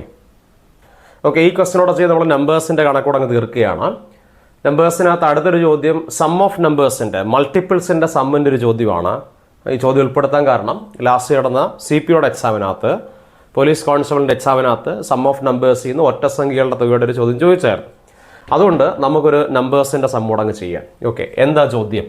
100 മുതൽ 500 വരെയുള്ള 5ൻ്റെ ഗുണിതങ്ങളുടെ തുക എത്ര എന്നല്ലേ ചോദിച്ചേ? 100 മുതൽ 500 വരെയുള്ള 5ൻ്റെ ഗുണിതങ്ങളുടെ തുക. നിങ്ങൾ ആദ്യം ചെയ്യേണ്ടത് 100 മുതൽ 500 വരെയുള്ള 5ൻ്റെ ഗുണിതങ്ങളുടെ തുക സം ചോദിച്ചാൽ ആദ്യം നിങ്ങൾ ചെയ്യേണ്ടത് 100 മുതൽ 500 വരെയുള്ള 5ൻ്റെ ഗുണിതങ്ങളുടെ എണ്ണം കണ്ടുപിടിക്കണം. എപ്പോഴും തുക കാണണമെങ്കിൽ എണ്ണം വേണം എന്ന് മനസ്സിലാക്കണം. ഓക്കെ, അന്നേരം ആദ്യം കണ്ടുപിടിക്കേണ്ടത് എണ്ണമാണ്. എന്നാൽ ഒരു ഇക്വേഷൻ പഠിക്കണം. എണ്ണം കാണുന്ന ഇക്വേഷനായിട്ട് പഠിച്ചു വെച്ചേക്കണം. നമ്മൾ കഴിഞ്ഞ ക്ലാസ്സിലൊക്കെ പറഞ്ഞിട്ടുണ്ടായിരുന്നു. എന്നാൽ നിങ്ങളൊന്ന് ഓർത്ത് പഠിച്ചു വെക്കണം. എണ്ണം കാണുന്ന ഇക്വേഷനാണ് Tn - T1 / D+1. ഒന്ന് പഠിച്ച്. എണ്ണം കാണുന്ന equation Tn - T1 / D+1. Tn - T1. Tn എന്ന് പറഞ്ഞാൽ ലാസ്റ്റ് ടൈം, T1 എന്ന് പറഞ്ഞാൽ ഫസ്റ്റ് ടൈം, ഡിഫറൻസ് താഴെ D എന്ന് പറഞ്ഞാൽ ഡിഫറൻസ്, ഏറ്റവും അവസാനം +1. എന്നാൽ പറ 100 മുതൽ 500 വരെ ആകുമ്പം ലാസ്റ്റ് ടൈം എന്ന് പറഞ്ഞാൽ 500 - T1 എന്ന് പറഞ്ഞാൽ ഫസ്റ്റ് ടൈം എന്ന് പറഞ്ഞാൽ 100 ഡിഫറൻസ് എന്ന് പറഞ്ഞാൽ 5ൻ്റെ ഗുണിതാകുമ്പോൾ ഡിഫറൻസ് 5, ഏറ്റവും അവസാനം ഒരു പ്ലസ് എന്ന് കൊടുക്കണം. അങ്ങനെ ചെയ്യുമ്പോൾ 500ൽ നിന്ന് 100 കുറച്ച് കഴിഞ്ഞാൽ നമുക്ക് 400 എന്ന് കിട്ടുമല്ലോ. താഴെ 400/5, ഏറ്റവും അവസാനം പ്ലസ് ഒന്ന് കൊടുക്കുമ്പം 400നെ കൊണ്ട് 5 ഹരിച്ചിട്ട് 400/5 എന്ന് പറഞ്ഞാൽ 80 എന്ന് കിട്ടും. 40/5 8, 0 കൊടുക്കുമ്പോൾ 80.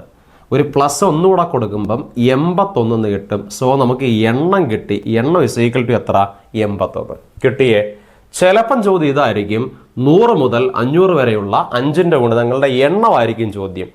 എണ്ണമാണ് ചോദ്യമെങ്കിൽ ഇപ്പോഴും ഉത്തരം പറയണം, എണ്ണ 81.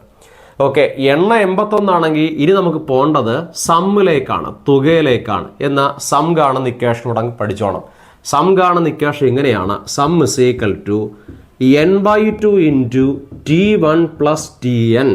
സം കാണുന്ന equation n/2 × T1 + Tn. So ഇനി n എന്ന് പറഞ്ഞാൽ എണ്ണം, T1 എന്ന് പറഞ്ഞാൽ ഫസ്റ്റ് ടൈം, Tn എന്ന് പറഞ്ഞാൽ ലാസ്റ്റ് ടൈം. ആ ഇക്വേഷനോടെ പഠിച്ചേക്കണം. സം കാണുന്ന ഇക്വേഷൻ n/2 × T1 + Tn. എന്നാ പറ n-ൻ്റെ വില എത്ര?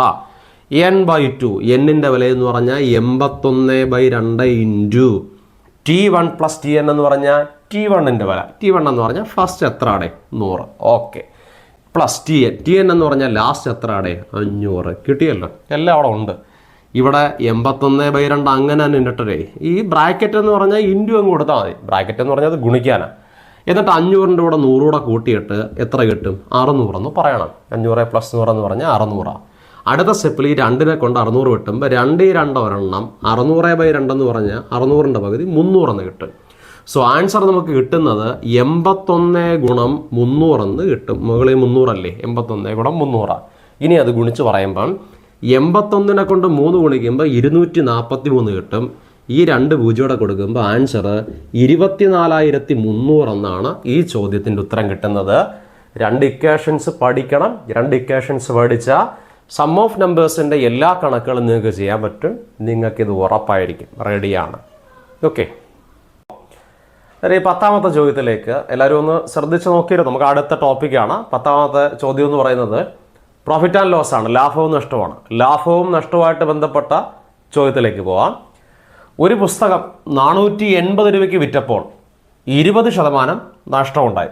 ശരി, എന്നാൽ അതേ പുസ്തകം 10% ലാഭം കിട്ടാൻ എത്ര രൂപയ്ക്ക് വിൽക്കണം? എല്ലാവരും ഒന്ന് ശ്രദ്ധിച്ചേ. എന്തുവാ സംഭവിച്ചേ? ഒരു പുസ്തകം ഒരു കടക്കാരൻ, അങ്ങനെ വിചാരിച്ചു, ഒരു കടക്കാരനാണ് വിൽക്കുന്നത്. ഒരു പുസ്തകം ഒരു കടക്കാരൻ എത്ര രൂപയ്ക്കാണ് വിറ്റേ? 480 രൂപയ്ക്ക് വിറ്റു. ശരിയാണേ, 480 രൂപയ്ക്ക് വിറ്റെന്ന് പറഞ്ഞു. ശരി, 480 രൂപയ്ക്ക് വിറ്റപ്പോൾ എന്തു സംഭവിച്ചു? 20% നഷ്ടമുണ്ടായി. ആ കടക്കാരന് ആ 480 രൂപയ്ക്ക് പുസ്തകം കൊടുത്തപ്പം അയാൾക്ക് എന്ത് സംഭവിച്ചു? 20% നഷ്ടമുണ്ടായി. എന്നിട്ട് നിങ്ങൾ ഇത്രയും മനസ്സിലാക്കി വെച്ചാൽ മതി, ഈ പുസ്തകത്തിൻ്റെ യഥാർത്ഥ വിലയെന്ന് പറയുന്നത് 100%. ആ പുസ്തകത്തിൻ്റെ യഥാർത്ഥ വിലയെന്ന് പറയുന്നത് 100%. പക്ഷേ ഈ 100%ൻ്റെ സാധനം കടക്കാരൻ 480 രൂപയ്ക്ക് വിറ്റപ്പം അയാൾക്ക് ആ 100% തിരിച്ച് കിട്ടിയില്ല. ആ പുസ്തകത്തിൻ്റെ യഥാർത്ഥ വില 100% ആയിരുന്നെങ്കിൽ അയാളത് 480 രൂപയ്ക്ക് കൊടുത്തപ്പം അയാൾക്ക് എന്തുണ്ടായി? 20% നഷ്ടം ഉണ്ടായെന്ന് വെച്ചാൽ ഇങ്ങനെ പറയണം. 20% നഷ്ടം ഉണ്ടായെന്ന് വെച്ചാൽ ഇങ്ങനെ പറയണം. അതിൻ്റെ യഥാർത്ഥ വില 100% ആയിരുന്നു. പക്ഷേ 480 കൊടുത്തപ്പോൾ അയാൾക്ക് 20% നഷ്ടം ഉണ്ടായെന്ന് വെച്ചാൽ 100 ഇന്നും അയാൾക്ക് 20% നഷ്ടം ഉണ്ടായിക്കഴിഞ്ഞാൽ 100 ഇന്നും 20 പോയി കഴിഞ്ഞാൽ അയാൾക്ക് 80% കിട്ടിയുള്ളൂ. അങ്ങനല്ലേ പറയണ്ടേ? ഇത്രയേ ഉള്ളൂ. യഥാർത്ഥ വില 100% ആണെങ്കിൽ 20% നഷ്ടം ഉണ്ടായ വിലയെന്ന് പറയുന്നത് 80% ആയിരിക്കും. 100ൽ നിന്ന് 20 കുറച്ചാൽ 80. ആ 80%-ത്തിനാണ് അയാൾ എത്ര രൂപയ്ക്ക് കൊടുത്തത്? 480 രൂപയ്ക്ക് കൊടുത്തത്. സോ 80% ഇസ് ഈക്വൽ ടു 480 എന്ന് വെച്ചാൽ ഇങ്ങനെ അങ്ങ് പറയണം. ഇത്ര ഓർത്താൽ മതി. യഥാർത്ഥ വില 100% ആണെങ്കിൽ 20% നഷ്ടം എന്ന് പറഞ്ഞാൽ 100ൽ നിന്ന് 20 കുറച്ച് 80% ഇസ് ഈക്വൽ ടു 480. അങ്ങനാണെങ്കിൽ അതേ പുസ്തകം എത്രന്ന് കിട്ടണം? 10% ലാഭം കിട്ടണം. എത്ര രൂപയ്ക്ക് വിൽക്കണം എന്ന് ചോദിച്ചു. സോ പറയും യഥാർത്ഥ വില 100% കിട്ടിയാൽ പോരാ. യഥാർത്ഥ വില 100%, അത് കിട്ടിയാൽ പോരാ. എന്ത് കിട്ടണം? 10% ലാഭം കിട്ടുമെന്ന് പറഞ്ഞാൽ യഥാർത്ഥ വിലയോടൊപ്പം ഒരു 10% കിട്ടണം. സോ യഥാർത്ഥ വില 100%, 10% ലാഭം കിട്ടുമെന്ന് പറഞ്ഞാൽ 100ൻ്റെ കൂടെ 10 കൂട്ടിക്കഴിഞ്ഞാൽ എത്ര ശതമാനം കിട്ടണം? 110% കിട്ടണം എന്നാക്കും നമ്മൾ ചോദ്യം. സോ നമ്മുടെ ചോദ്യം ഇതാണ്. 80% 480 ആണെങ്കിൽ 110% എത്രയെന്ന് ചോദിച്ചാൽ നിങ്ങൾക്ക് ഇതൊക്കെ അറിയാം. നമ്മുടെ CPO എക്സാമിൻ്റെ ക്ലാസ്സിൽ ഇതൊക്കെ എടുത്തതാണ്. 1% പറഞ്ഞിട്ട് അതുപോലെ അടുത്ത പെർസെൻറ്റേജ് ചോദിച്ചാൽ ഇത് എപ്പോഴും ഇങ്ങനെ ക്രോസ് ചെയ്താൽ മതി. നമ്മളത് ക്ലാസ്സിൽ പറഞ്ഞു. അതുമായിട്ട് ബന്ധപ്പെട്ട കണക്കുകളൊക്കെ എക്സാമിന് ചോദിക്കുകയും ചെയ്തു. അങ്ങനെ എങ്ങനെയാണിത് ചെയ്യേണ്ടത്? ഇങ്ങനെ ക്രോസ് ചെയ്യണം. ക്രോസ് ചെയ്യുമ്പോൾ 480 ഇൻറ്റു ക്രോസ് ചെയ്യണം. എത്ര കിട്ടും? 110 ഡിവൈഡഡ് ബൈ ബാക്കിയുള്ള 80 താപ്പോട്ട് എഴുതുമ്പോൾ ഈ 0 അങ്ങ് വെട്ടിക്കളയണം. എന്നിട്ട് 8 48. ഈ 8-നകത്ത് 8 ഒരു തവണ, 48-നകത്ത് 8 ആണെങ്കിൽ 6 തവണ, 6 8 48. ബാക്കിയുള്ള 6നെ കൊണ്ട് 110 ഗുണിച്ച് പറയണം. 6നെ കൊണ്ട് 11 ഗുണിച്ചിട്ട് 66 എന്ന് പറയണം. 11 ഇൻറ്റു 6 66. ആ 0 കൊടുക്കുമ്പം 660 ആയിരിക്കും ഈ കണക്കിൻ്റെ ഉത്തരവെന്ന് കിട്ടുന്നത്. ക്ലിയർ? അപ്പോൾ നമുക്ക് അടുത്ത ക്വസ്റ്റ്യനിലേക്ക് പോകാം. നമ്മുടെ 11ാമത്തെ ചോദ്യം. ഒരു വസ്തുവിന് തുടർച്ചയായി 20%, 10%, 25% എന്ന രീതിയിൽ ഡിസ്കൗണ്ട് അനുവദിച്ചാൽ ആകെ ഡിസ്കൗണ്ട് എത്ര ശതമാനം? ഇതും പ്രോഫിറ്റ് ആൻഡ് ലോസിൻ്റെ ചോദ്യമാണ്, ലാഭത്തിൻ്റെയും നഷ്ടത്തിൻ്റെയും ചോദ്യമാണ്. എങ്ങനെയാണ് ഒരു വസ്തുവിന് തുടർച്ചയായി ഏതൊക്കെ ഡിസ്കൗണ്ടാണ് കൊടുത്തത്? 20% ഡിസ്കൗണ്ട് കൊടുക്കണം, പിന്നെ ഒരു 10% ഡിസ്കൗണ്ട് കൊടുക്കണം, പിന്നെ ഒരു 25% ഡിസ്കൗണ്ട് കൊടുക്കണം. എന്ന് വെച്ചാൽ 3 തവണ ഡിസ്കൗണ്ട് കൊടുത്തു. അങ്ങനെയാണെങ്കിൽ ഡിസ്കൗണ്ട് അനുവദിച്ചാൽ ആകെ എത്ര ഡിസ്കൗണ്ട് കൊടുത്തെന്നാണ് ചോദിച്ചത് അല്ലേ? അത് കാണാൻ വേണ്ടിയിട്ടേ നിങ്ങൾ ഇങ്ങനെ അങ്ങ് ചെയ്യണം. നമ്മൾ നേരത്തെ പറഞ്ഞതുപോലൊക്കെ ചെയ്യും. ഇങ്ങനെയാണ് നിങ്ങളുടെ ബേസ് എന്ന് പറഞ്ഞ 100 എടുത്തിട്ട്, ബേസ് 100 ആണെങ്കിൽ ആദ്യം എന്താ ചെയ്യണ്ടേ? 20% ഡിസ്കൗണ്ട് കൊടുക്കുക എന്ന് വെച്ചാൽ 20 കുറച്ച് 100 20 കുറച്ച് 80 എന്ന് പറയണം. വീണ്ടും കച്ചവടം നടക്കുന്നതുകൊണ്ട് ഇൻഡ് കൊടുക്കണം. എന്നിട്ട് പറയണം വീണ്ടും ബേസ് 100 തന്നെ പറയണം. 100 തന്നെ പറഞ്ഞിട്ട് ആദ്യം 20% ഡിസ്കൗണ്ട് കുറയ്ക്കുമ്പോൾ 100 20 കുറച്ച് 80 എന്ന് പറഞ്ഞു. അടുത്ത കച്ചവടം ഇനി ഇതങ്ങ് വിട്ടേക്കണം, അത് കഴിഞ്ഞു. അടുത്ത വീണ്ടും ബേസ് 100 എടുത്തിട്ട് എത്ര ഡിസ്കൗണ്ട് കൊടുത്തു? 10 ഡിസ്കൗണ്ട് ആകുമ്പോൾ 100 10 കുറച്ച് 90 എന്ന് പറയണം. 90 എന്ന് കൊടുത്തു. ഇൻഡ് കൊടുത്തിട്ട് വീണ്ടും ബേസ് 100 എടുത്തിട്ട് 25 ഡിസ്കൗണ്ട് കൊടുക്കുക എന്ന് പറഞ്ഞാൽ 100 25 കുറച്ചിട്ട് 75 എന്ന് പറയണം. ഇത് എഴുതാൻ ആർക്കെങ്കിലും ബുദ്ധിമുട്ടുണ്ടോ? ഇത്രയേ ഉള്ളൂ. അത് 20% ഡിസ്കൗണ്ട് എന്ന് പറഞ്ഞാൽ 100 20 കുറച്ചാൽ 80. 10% ഡിസ്കൗണ്ട് എന്ന് പറഞ്ഞാൽ 100 10 കുറച്ചാൽ 90. 25% ഡിസ്കൗണ്ട് എന്ന് പറഞ്ഞാൽ 100 25 കുറച്ചാൽ 75. ഒരു ബുദ്ധിമുട്ടുമില്ല, അതങ്ങ് എഴുതും. ഏറ്റവും അവസാനം ശതമാനം കണക്കാക്കാൻ വേണ്ടി ഈ കിട്ടുന്നതിന് 100 കൊണ്ട് ഗുണിച്ച് വെക്കണം. അങ്ങനെ അങ്ങ് ചെയ്യണം. അങ്ങനെ ചെയ്യുമ്പം എന്ന് വെച്ചാൽ എങ്ങനെ? 20% ഡിസ്കൗണ്ട് ആകുമ്പോൾ 80 കൊടുക്കും, 10% ഡിസ്കൗണ്ട് ആകുമ്പോൾ 90 കൊടുക്കും, 25% ഡിസ്കൗണ്ട് ആകുമ്പോൾ 75 കൊടുക്കും. എന്നാൽ എത്ര കൊടുത്തെന്ന് കണ്ടുപിടിക്കുക. സോ ഈ 100 ഈ 100 അങ്ങ് വെട്ടിക്കളയണം. അടുത്ത സ്റ്റെപ്പിൽ ഈ ഒരു 0 ഈ ഒരു 0 വെട്ടിക്കളയണം. എന്നിട്ട് ഈ ഒരു 0 ഈ ഒരു 0 കൂടെ വെട്ടിക്കളയണം. ഇനി ഇവിടെ 75 ഉണ്ട്, താഴെ 100 ഉണ്ട്. 75നെയും 100നെയും 25 കൊണ്ട് വെട്ടണം. എന്നിട്ട് പറയണം 75 25 3 എണ്ണം ഉണ്ട്, 100-നകത്ത് 25 പക്ഷേ 4 എണ്ണം ഉണ്ട് അല്ലേ? ഇനി മുകളിലുള്ള 8നെയും 4നെയും വെട്ടിക്കളയണം. അന്നേരം ഇങ്ങനെ പറയണം 4 4 ഒരെണ്ണം, 8 4 ആണെങ്കിൽ 2 എണ്ണം അല്ലേ? ഇനി മുകളിലുള്ളത് ഏതൊക്കെയാണ്? ഇവിടെ ഒരു 2 ഉണ്ട്, ഇവിടെ ഒരു 9 ഉണ്ട്, ഇവിടെ ഒരു 3 ഉണ്ട്. അന്നേരം 2നെ കൊണ്ട് 9 ഗുണിച്ചാൽ 18 എന്ന് കിട്ടും. ആ 18നെ കൊണ്ട് 3 ഗുണിച്ചാൽ 54 എന്ന് കിട്ടും. എന്ന് വെച്ചാൽ 54% എന്ന് പറയണം. എന്ന് വെച്ചാൽ ഇതിൻ്റെ അർത്ഥം ഇതാ, 100 രൂപയുടെ സാധനം 20% കുറച്ച് 80 കൊടുക്കും, 10% ഡിസ്കൗണ്ടിൽ 90 കൊടുക്കും, 25% ഡിസ്കൗണ്ടിൽ 75 കൊടുക്കും. എന്താ പിന്നെ അവസാനം എത്രന് കൊടുക്കും? ഇത്രയും ഡിസ്കൗണ്ട് കഴിഞ്ഞ് എത്രന് കൊടുക്കും? 54 കൊടുക്കും. പക്ഷേ ഉത്തരം 54 അല്ല, ഇത് 54 കൊടുക്കും. നമ്മുടെ ചോദ്യം എന്ന് പറയുന്നത് എന്താണ്? ചോദ്യം ഡിസ്കൗണ്ടാണ് ചോദ്യം. എന്താണ് ഡിസ്കൗണ്ട്? എത്ര ഡിസ്കൗണ്ട് എന്നല്ലേ ചോദിച്ചേ? ഡിസ്കൗണ്ട് എന്ന് പറഞ്ഞാൽ എത്ര കുറച്ച് കൊടുത്തു എന്നുള്ളതാണ് ഡിസ്കൗണ്ട്. നമുക്കിപ്പോൾ എന്ത് കിട്ടി?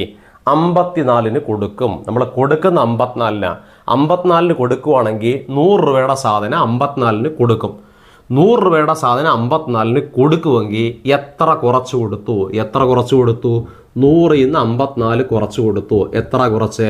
100 - 54 = 46 കുറച്ച് കൊടുത്തു. സോ ഡിസ്കൗണ്ട് എത്ര ആയിരിക്കണം? 46% ആയിരിക്കണം. ശ്രദ്ധിച്ചോണം. ഈ 54 എന്ന് പറഞ്ഞാൽ എന്താ?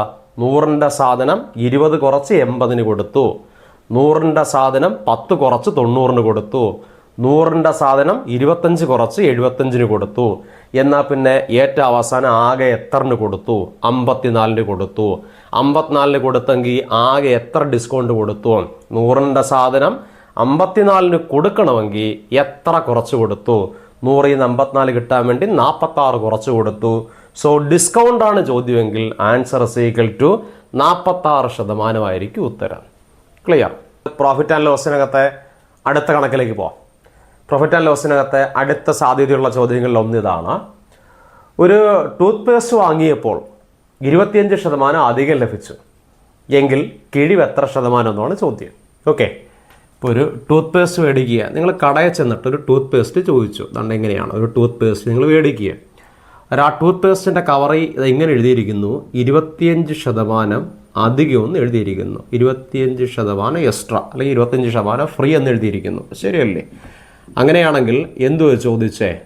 എത്ര ശതമാനം കിഴിവെന്നല്ലേ ചോദിച്ചേ? കിഴിവ് എത്ര ശതമാനം? ടൂത്ത് പേസ്റ്റ് ഏതോ ആയിക്കോട്ടെ. 25% കിഴിവെന്ന് എഴുതി കഴിഞ്ഞാൽ നമുക്ക് 25% അധികം എന്ന് എഴുതി കഴിഞ്ഞാൽ നമുക്ക് എത്ര കിഴിവ് കിട്ടിയെന്നല്ലേ ചോദിച്ചേ, ഡിസ്കൗണ്ട് അല്ലേ ചോദിച്ചേ. ഓക്കെ, ഇത്രയും നോക്കിക്കോ. അതാ ഇങ്ങനെ അങ്ങ് ചെയ്യാം. എത്ര അധികം കിട്ടി? 25% അധികം കിട്ടി. എന്നാൽ കിഴിവ് എത്ര എന്ന് ചോദിച്ചാൽ നിങ്ങൾ ഇങ്ങനെ പറയണം. ഇതാ ഇങ്ങനെ പറയണം. നിങ്ങൾക്ക് എത്രയാണോ അധികം കിട്ടിയേ അതെപ്പോഴും മേളിൽ പറയണം. ഫ്രീ ആയിട്ട് കിട്ടി എപ്പോഴും മേളിൽ പറയണം. നമ്മളിങ്ങനെ ഫ്രാക്ഷൻ ബേസ് ഇങ്ങനെ എഴുതുമ്പോൾ മേളിലും താഴെ എഴുതി വെക്കണം.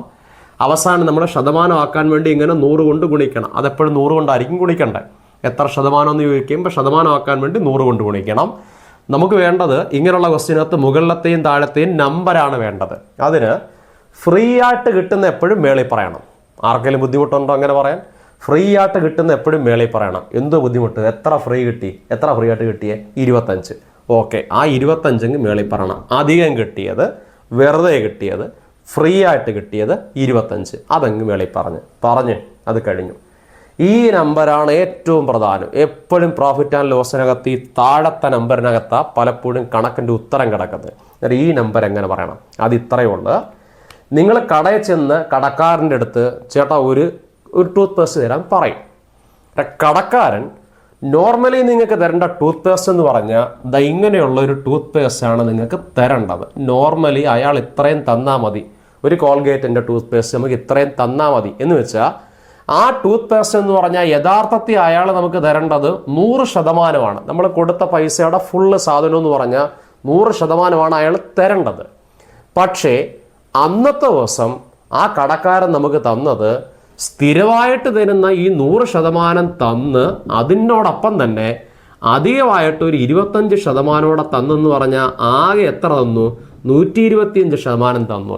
എന്ന് വെച്ചാൽ കടക്കാരൻ നമ്മൾ ചോദിച്ച എന്തെന്നുള്ളതല്ല, കടക്കാരൻ നമ്മുടെ കയ്യിലോട്ട് ആകെ എത്ര തന്നു. എങ്ങനെ പഠിച്ചേ? കടക്കാരൻ നമ്മുടെ കയ്യിലോട്ട് ആകെ എത്ര തന്നു എന്നുള്ളത് താഴെ പറയണം. എന്തോ താഴെ പറയണ്ടേ?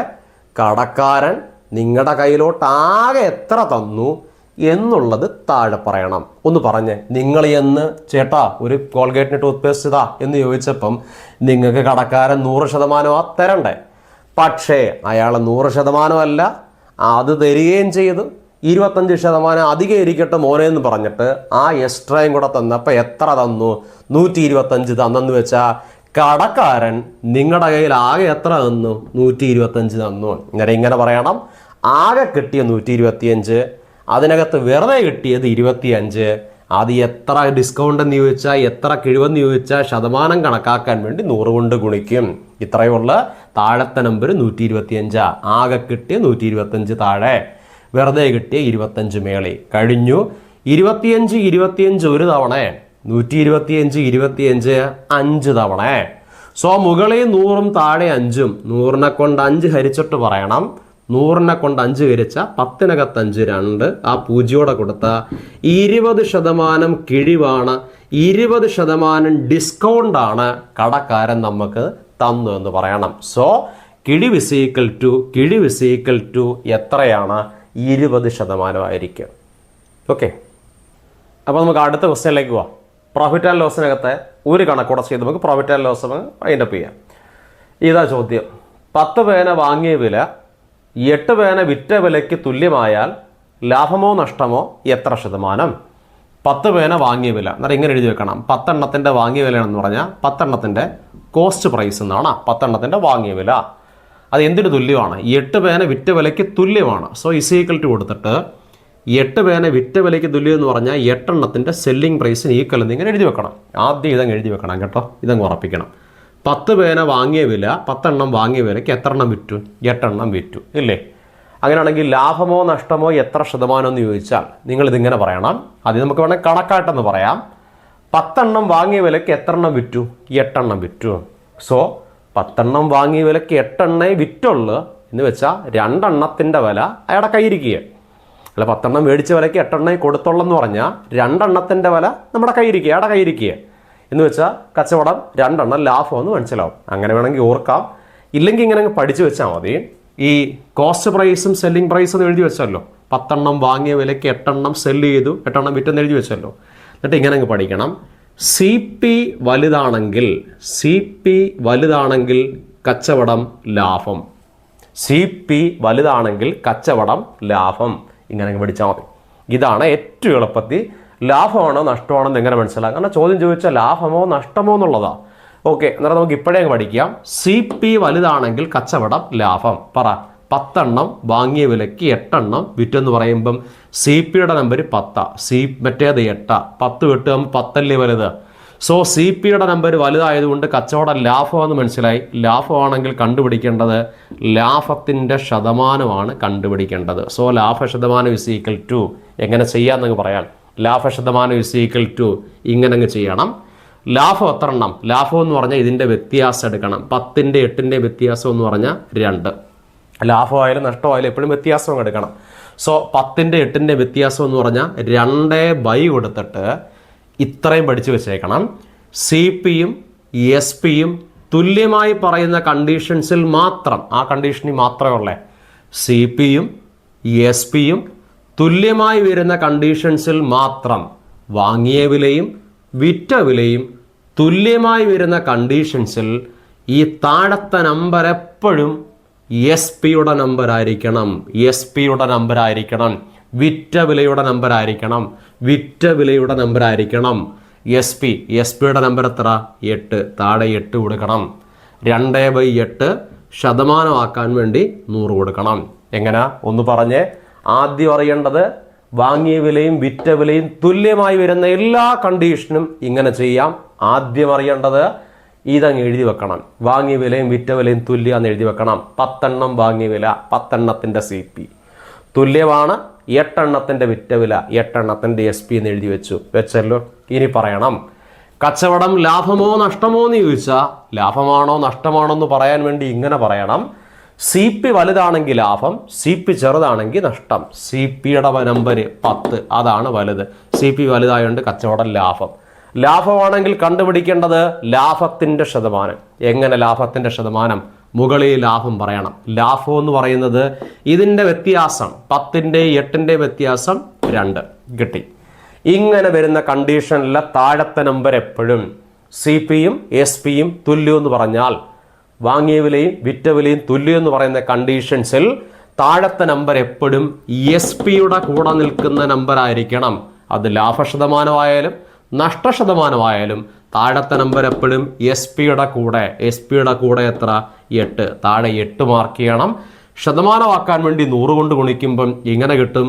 2ൽ 2 ഒരെണ്ണം, 8ൽ 2 4 എണ്ണം. സോ 100/4 കിട്ടും. 100നെ കൊണ്ട് 4 ഹരിച്ച 25% ഈ കച്ചവടത്തിൻ്റെ ലാഭം എന്നുള്ള ഉത്തരം നമുക്ക് കിട്ടും.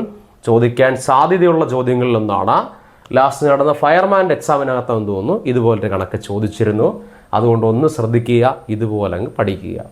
ഓക്കെ, അടുത്ത ചോദ്യം നമ്മൾ പ്രോഫിറ്റ് ആൻഡ് ലോസ് അവിടെ വെച്ച് നിർത്തിയിട്ട് അടുത്തേക്ക് പോവുകയാണ്. അടുത്ത ക്ലോക്കാണ്. നമ്മുടെ അടുത്ത 4ാമത്തെ ടോപ്പിക് ക്ലോക്ക് എന്നുള്ള ക്വസ്റ്റ്യൻ ആണ്. ക്ലോക്കിൽ നിന്ന് ചിലപ്പം ഇടയ്ക്കൊക്കെ മാറിയും തിരിഞ്ഞു വരുന്ന ക്വസ്റ്റ്യൻസിനകത്ത് ഒന്നാണ്. ഇങ്ങനെയാണ്, ഈ 2 സമയത്തിൻ്റെ ഇടയ്ക്ക് 4 മണിക്കും 5 മണിക്കും ഇടയ്ക്ക്, അല്ലെങ്കിൽ 7 മണിക്കും 8 മണിക്കും ഇടയ്ക്ക്, 9 മണിക്കും 10 മണിക്കും ഇടയ്ക്കൊക്കെ ഒരു ക്ലോക്കിലെ ചോദ്യം 4 മണിക്കും 5 മണിക്കും ഇടയ്ക്കാണ്. ഒരു ക്ലോക്കിലെ മണിക്കൂർ സൂചിയും മിനിറ്റ് സൂചിയും ഒരുമിച്ച് വരുന്ന എപ്പോഴെന്ന് ചോദിക്കും. ഒരുമിച്ച് വരുന്ന എപ്പോഴല്ലെങ്കിൽ കൂട്ടിമുട്ടുന്ന എപ്പോഴെന്നൊക്കെ ചോദിക്കും. ഇപ്പം 4ൻ്റെ 5ൻ്റെ ഇടയ്ക്ക് ഒരു ക്ലോക്കിലെ മണിക്കൂർ സൂചിയും മിനിറ്റ് സൂചിയും ഒരുമിച്ച് വരുന്ന എപ്പോഴാണെന്നൊക്കെ ചോദിച്ചു കഴിഞ്ഞാൽ അത് മണിക്കൂറും മിനിറ്റും ഒക്കെ ഏകദേശം ഇങ്ങനെ വരണം. ഇതാ മണിക്കൂറും മിനിറ്റും ഒക്കെ ഒരുമിച്ച് വരുന്ന സമയമുണ്ടല്ലോ. കൂട്ടിമുട്ടുക, ഒരുമിച്ച് വരിക, കോയിൻസൈഡ് എന്നൊക്കെ ചോദിക്കും. അങ്ങനെ ചോദിച്ചാൽ ആദ്യം നിങ്ങൾ ചെയ്യേണ്ടത് ഒരു ഇക്വേഷൻ പഠിച്ചു വെച്ചേക്കണം. ഇങ്ങനെയാണ്, ബിറ്റ്വീൻ 2 ടൈംസ് 2 സമയം ഏതൊക്കെയാ? 4 മണിക്കും 5 മണിക്കും ഇടയിൽ ഒരു ക്ലോക്കിലെ മണിക്കൂറും മിനിറ്റും ഒരുമിച്ച് വരുന്ന എപ്പോഴെന്ന് ചോദിച്ചാൽ, അല്ലെങ്കിൽ കൂട്ടിമുട്ടുന്ന എപ്പോഴെന്ന് ചോദിച്ചാൽ, കോയിൻസൈഡ് ചെയ്യുന്ന എപ്പോഴെന്ന് ചോദിച്ചാൽ നിങ്ങൾ ഇക്വേഷൻ അങ്ങ് പഠിക്കണം. 60A/11 60A/11 പറഞ്ഞിട്ട് ഒരു കാര്യം കൂടെ പറയണം. A കഴിഞ്ഞിട്ടാണ് ഇത്, പാസ്റ്റ് A എന്ന് പറയണം. ഇത്രയൊന്ന് ഓർത്ത് വെച്ചോ. ഇക്വേഷൻ എന്താ? 60A/11. അത് കഴിഞ്ഞിട്ട് പിന്നെ പറയണം. A കഴിഞ്ഞ് നമുക്ക് പിന്നെ പറയാം. Okay, 60A. അങ്ങനെയാണെങ്കിൽ ഈ കണക്ക് ചെയ്യണമെങ്കിൽ നിങ്ങൾക്ക് A എന്താണെന്ന് അറിയണം. A എന്ന് പറയുന്നത് ഈ തരുന്ന സമയത്തിനകത്ത് ആദ്യത്തെ സമയം എന്ന് വെച്ചാൽ 4 മണിക്കും 5 മണിക്കും ഇടയ്ക്കാണെങ്കിൽ ആദ്യത്തെ സമയം 4 ആണ്. സോ Aയുടെ വില 4 എന്ന് കൊടുക്കണം.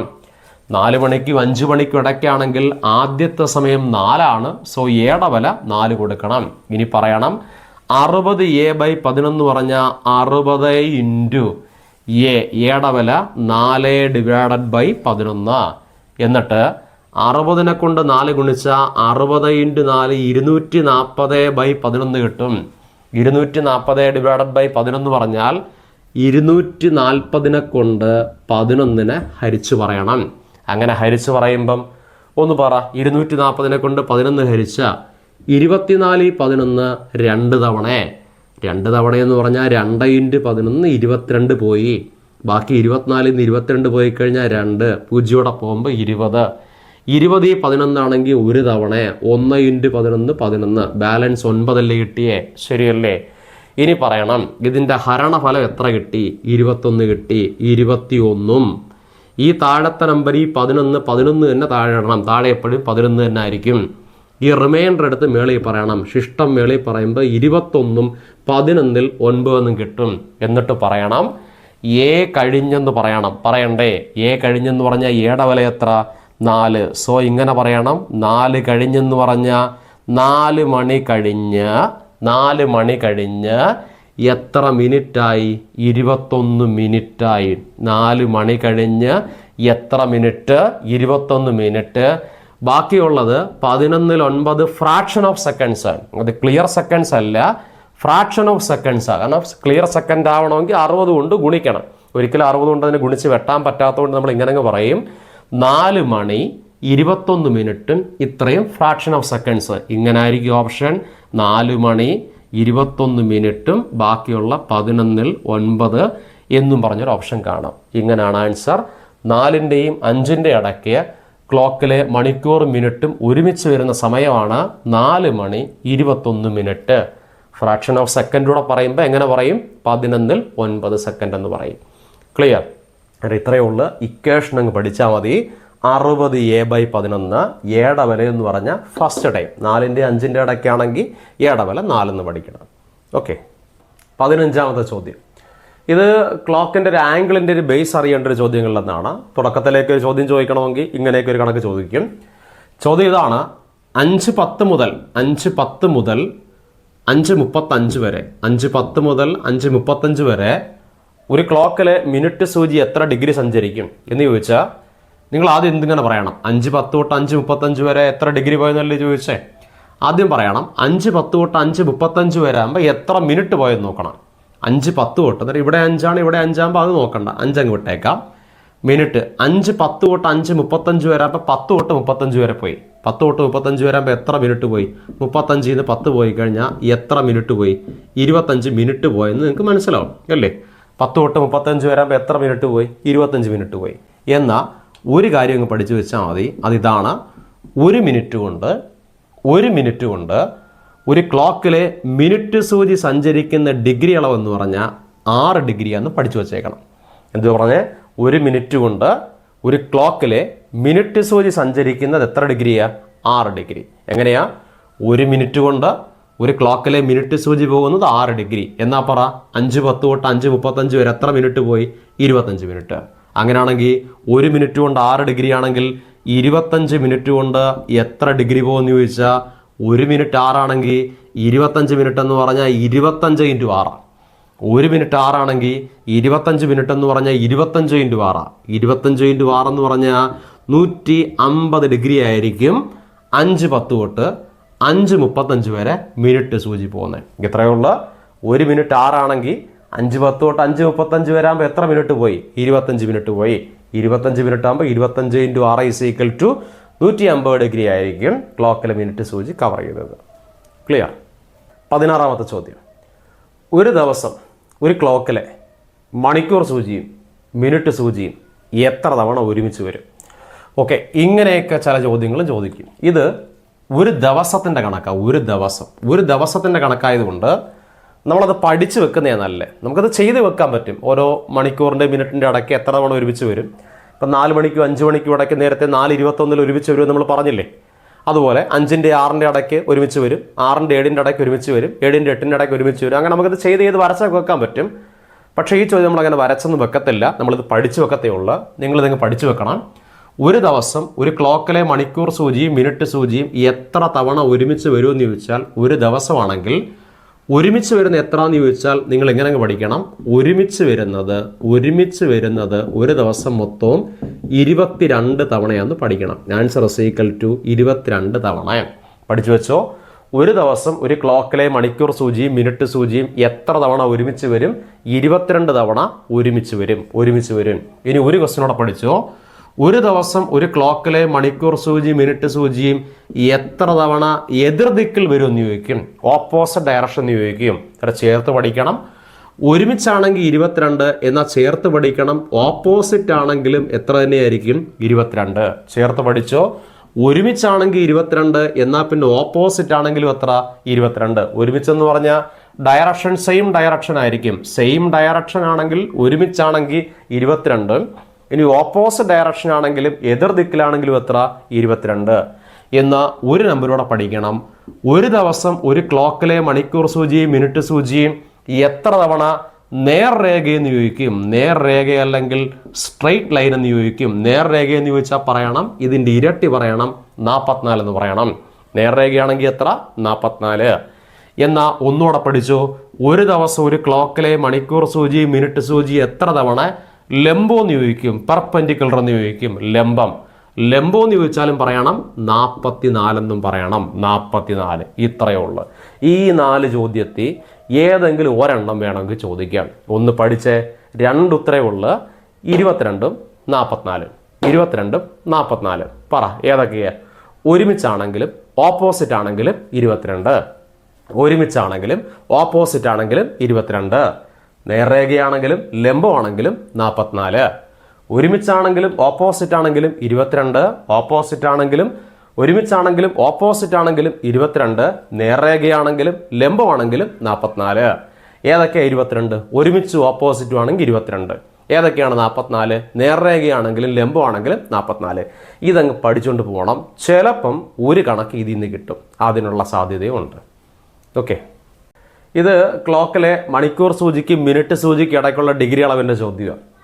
ഇത് CPO എക്സാമിൻ്റെ ക്വസ്റ്റ്യൻസ് വർക്കൗട്ട് ചെയ്തപ്പോഴും നമ്മൾ ചെയ്തൊരു ക്വസ്റ്റ്യനാണ്. നമ്മൾ ആകെ ഒന്നും ഉൾപ്പെടുത്തുന്ന ഒരു റിപ്പീറ്റ് ചെയ്ത ക്വസ്റ്റ്യൻ ഇത് മാത്രമാണ്. മറ്റു ക്വസ്റ്റ്യൻസ് ഒന്നും റിപ്പീറ്റ് ചെയ്യുന്നില്ല. ഇത് റിപ്പീറ്റ് ചെയ്തതിൻ്റെ കാര്യം അതിന് അത്രയും പ്രാധാന്യം ഉള്ളതുകൊണ്ടാണ്. കാരണം അത് ചോദിക്കാൻ അത്രയധികം ചാൻസ് ഉള്ളതുകൊണ്ടാണ്. ക്ലോക്കിനകത്ത് ഏറ്റവും കൂടുതൽ ചാൻസ് ഉള്ളൊരു ക്വസ്റ്റ്യനകത്ത് അതായതുകൊണ്ടാണ് ആ ക്വസ്റ്റ്യൻ മാത്രം ഞാൻ ഒന്നുകൂടെ പറയുന്നത്. ഓക്കെ, നമുക്ക് അതിലേക്ക് വരാം. ഒന്ന് നോക്കിയേ. ഒരു ക്ലോക്കിലെ സമയം 8:20 ആകുമ്പോൾ അതിലെ മണിക്കൂർ സൂചിക്കും മിനിറ്റ് സൂചിക്കും ഇടയിലുള്ള ഡിഗ്രി അളവ് ചോദിച്ചാൽ, ഞാൻ പറഞ്ഞല്ലോ ലോജിക്കൊക്കെ ഉണ്ട്. പക്ഷേ ലോജിക്കൊക്കെ നമുക്ക് ഒരുപാട് പറയേണ്ടി വരും. അതിനേക്കാട്ട് നല്ലത് എക്സാം ക്ലാസ്സിനകത്ത് നമുക്ക് പറയാൻ എപ്പോഴും നല്ലത് അതിൻ്റെ ഇക്വേഷനാണ്. അതുകൊണ്ട് ഞാൻ ഇക്വേഷനെ പറയൂ. ഇക്വേഷൻ ഇതാണ്. 30h - 11/2 എന്ന ഇക്വേഷൻ കൊടുക്കണം.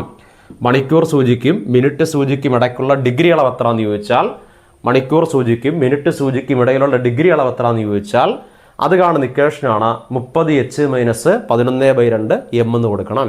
ഇനി അങ്ങനെ കൊടുത്താൽ പറ, H എന്ന് പറഞ്ഞാൽ അവർ ഹാൻഡും M എന്ന് പറഞ്ഞാൽ മിനിറ്റ് ഹാൻഡും. സോ 30h എന്ന് പറഞ്ഞാൽ 30 × H. Hൻ്റെ വില എന്ന് പറഞ്ഞാൽ അവർ എന്ന് പറഞ്ഞാൽ 8 മൈനസ് 11/2 × M-ൻ്റെ വില എന്ന് പറഞ്ഞാൽ 20 കൊടുക്കണം. കൊടുത്തല്ലോ. ഇനി അത് ഗുണിച്ച് പറയുമ്പം മുകളിൽ 30 കിട്ടും. 30നെ കൊണ്ട് 8 ഗുണിച്ചാൽ 240 കിട്ടും. മൈനസ് ഈ 2-നകത്ത് 2 ഒരു തവണ, 20-നകത്ത് 2 ആണെങ്കിൽ 10 തവണ. അതുകൊണ്ട് 11നെ കൊണ്ട് 10 ഗുണിച്ചാൽ 110 കിട്ടും. So answer is equal to 240 110 കുറയ്ക്കണം. എത്ര കിട്ടും?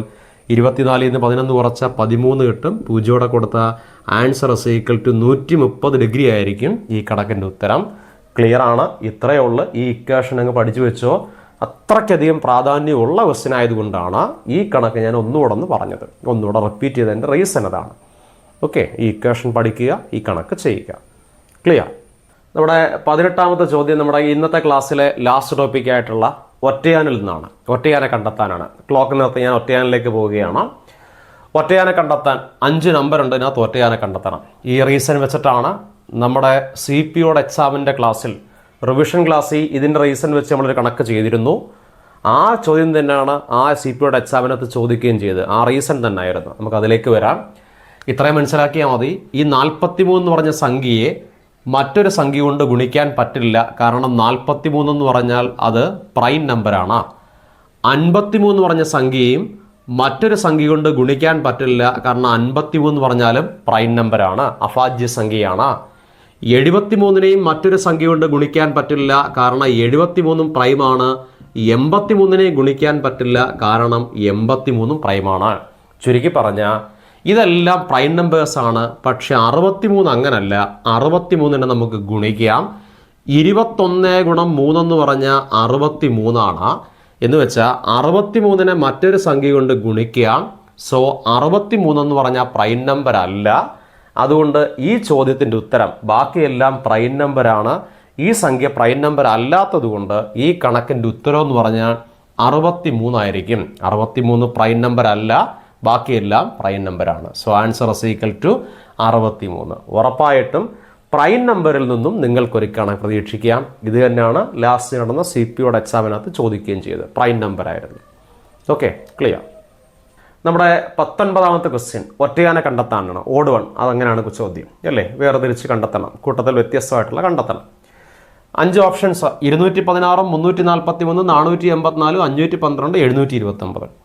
ഇങ്ങനെ നോക്കാം. ഇരട്ടസംഖ്യ ഏതൊക്കെയാണ്? 216, 484, 512 ഇരട്ടസംഖ്യ. പക്ഷെ ഒറ്റ സംഖ്യ 2 എണ്ണം ഇല്ലേ? 341, 729 ഇല്ലേ? 2 ഒറ്റ സംഖ്യയുണ്ട്, 3 ഇരട്ട സംഖ്യയുണ്ട്. അന്നേരം ഒറ്റയാനായിട്ട് പറയാൻ പറ്റില്ല. എന്നാൽ പിന്നെ ആൻസറിലേക്ക് ഞാനങ്ങ് പോവുകയാണ്, റീസൺ പറയുകയാണ്. ഇങ്ങനെ അങ്ങ് പഠിക്കണം. നമ്പേഴ്സിൻ്റെയൊക്കെ സംഖ്യകളുടെയൊക്കെ ക്യൂബ് അങ്ങ് പഠിച്ചു വെക്കണം. ക്യൂബ് പഠിച്ചു വെച്ചാൽ നിങ്ങൾ പറയണം 216 എന്ന് പറഞ്ഞാൽ 6ൻ്റെ ക്യൂബാണ്. 6 ഗുണം 6 ഗുണം 6 = 216 ആണ്. എന്നാൽ 341 എന്ന് പറഞ്ഞാൽ അത് 7ൻ്റെ ക്യൂബാണ്. 7 ഗുണം 7 ഗുണം 7 ആണ്. 512 എന്ന് പറഞ്ഞാൽ അത് 8ൻ്റെ ക്യൂബാണ്. 8 ഗുണം 8 ഗുണം 8 ആണ്. 729 എന്ന് പറഞ്ഞാൽ അത് 9ൻ്റെ ക്യൂബാണ്. 9 × 9 × 9 ആണ്. 484 എന്ന് പറഞ്ഞാൽ 1ൻ്റെയും ക്യൂബല്ല. So answer is equal to 484 ആയിരിക്കും. ഇത്രയേ ഉള്ളൂ. 4 നമ്പരും ക്യൂബാണ്, മറ്റേ നമ്പർ ക്യൂബല്ല. അതുകൊണ്ട് ഈ ക്വസ്റ്റിൻ്റെ ആൻസർ 484. ഈ കണക്ക് ചെയ്യാൻ നിങ്ങൾ ക്യൂബ് പഠിക്കണം. തൊട്ട് മുമ്പുള്ള കണക്ക് ചെയ്യാൻ വേണ്ടി നിങ്ങൾ പ്രൈം നമ്പർ പഠിക്കണം. ഇത് ചെയ്യാൻ ക്യൂബും പഠിക്കണം. പ്രൈം നമ്പർ ആർക്കെങ്കിലും അറിയത്തില്ലെന്നുണ്ടെങ്കിൽ നമ്മുടെ ക്ലാസ്സിൽ തന്നെ മുമ്പുള്ള വീഡിയോസിലെ പ്രൈം നമ്പേഴ്സിൻ്റെ ക്ലാസ്സുകൾ എടുത്തിട്ടുണ്ട്. ആ ക്ലാസ് നിങ്ങൾ കണ്ടു നോക്കിക്കഴിഞ്ഞാൽ പെട്ടെന്ന് നിങ്ങൾക്ക് പ്രൈം നമ്പർ അങ്ങ് മനസ്സിലാവും. ഓക്കെ, അപ്പോൾ നമുക്ക് അടുത്ത കണക്കിലേക്ക് പോവാം. 20ാമത്തെ ക്വസ്റ്റ്യൻ നമ്മുടെ ഇന്നത്തെ ക്ലാസ്സിലെ അവസാനത്തെ ക്വസ്റ്റ്യനിലേക്ക് പോവുകയാണ്. ഒറ്റയാൻ്റെ ചോദ്യമാണ് ഇത്. ലെറ്റേഴ്സിൻ്റെ ക്വസ്റ്റ്യൻ ആണ്. ഇതാണ് 4 ഓപ്ഷൻസ്. ഏതൊക്കെയാണ്? CDFG, HIKL, MNPQ, RST. 4 ഓപ്ഷൻസിനകത്ത് ഒറ്റയാൻ ആരെന്ന് ചോദിച്ചു അല്ലേ. ഇങ്ങനെയൊക്കെ ചോദിച്ചു കഴിഞ്ഞാലേ ആദ്യം നിങ്ങൾ ചെയ്യേണ്ടത് ലെറ്റേഴ്സ് അങ്ങ് എഴുതി വെക്കണം. കോഡിങ്ങുമായിട്ട് ബന്ധപ്പെട്ട ലെറ്റേഴ്സുമായിട്ട് ബന്ധപ്പെട്ട ഏത് ചോദ്യം കണ്ടാലും ഇത് എഴുതി വെക്കണം. 1 തൊട്ട് 1, 2, 3, 4 തൊട്ട് ഇവിടം വരെ M വരെ 13 വരെ അങ്ങോട്ടും തിരിച്ച് അവിടെ നിന്ന് ഇങ്ങോട്ട് തന്നെ എഴുതി പഠിക്കണം. 14 തൊട്ട് തിരിച്ച് 26 വരെ ഇങ്ങോട്ടുമാണ് കോഡിങ് എഴുതി വെക്കേണ്ടത്. അത് എഴുതുന്നതിൻ്റെ കാര്യങ്ങളൊക്കെ നമുക്ക് കോഡിങ് എടുക്കുമ്പോൾ പറയാം. അങ്ങനെ എഴുതി വെക്കുക. എഴുതി വെച്ചിട്ട് ലെറ്റേഴ്സ് നോക്കാം. ആദ്യം ഏതൊക്കെയാണ്? CDFG. അതുകൊണ്ട് ഇത് CDFG. അന്നേരം ഒരു കാര്യം മനസ്സിലായി, ഈ നടുക്കില്ല. CD കഴിഞ്ഞിട്ട് FG ആകുമ്പോൾ CDയും FGയും ഉണ്ട്, പക്ഷേ ഈ നടുക്കില്ല. ഓക്കെ, അത് ഇവിടെ കിട്ടി. ഇതിൻ്റെ നടുക്കുള്ള ഈ ഇവിടെ ഇല്ല എന്ന് മനസ്സിലായി. ഇവിടെ ഒരു ഈ വരണം, ആ ഈ ഇവിടെ ഇല്ല അല്ലേ. അടുത്ത ഏതാ? HIKL. അതാണ്ടേ HI ഉണ്ട്, KUL ഉണ്ട്. ഓക്കെ, അന്നേരം J നടുക്കില്ല. അന്നേരം നടുക്കുള്ള J ഇവിടെ ഇല്ല എന്ന് മനസ്സിലായി. ശരി, അത് ഓക്കെയാണ്. അന്നേരം ഇത് രണ്ടും ഒരുപോലെ തന്നെയാണ്, റെഡിയാണ്.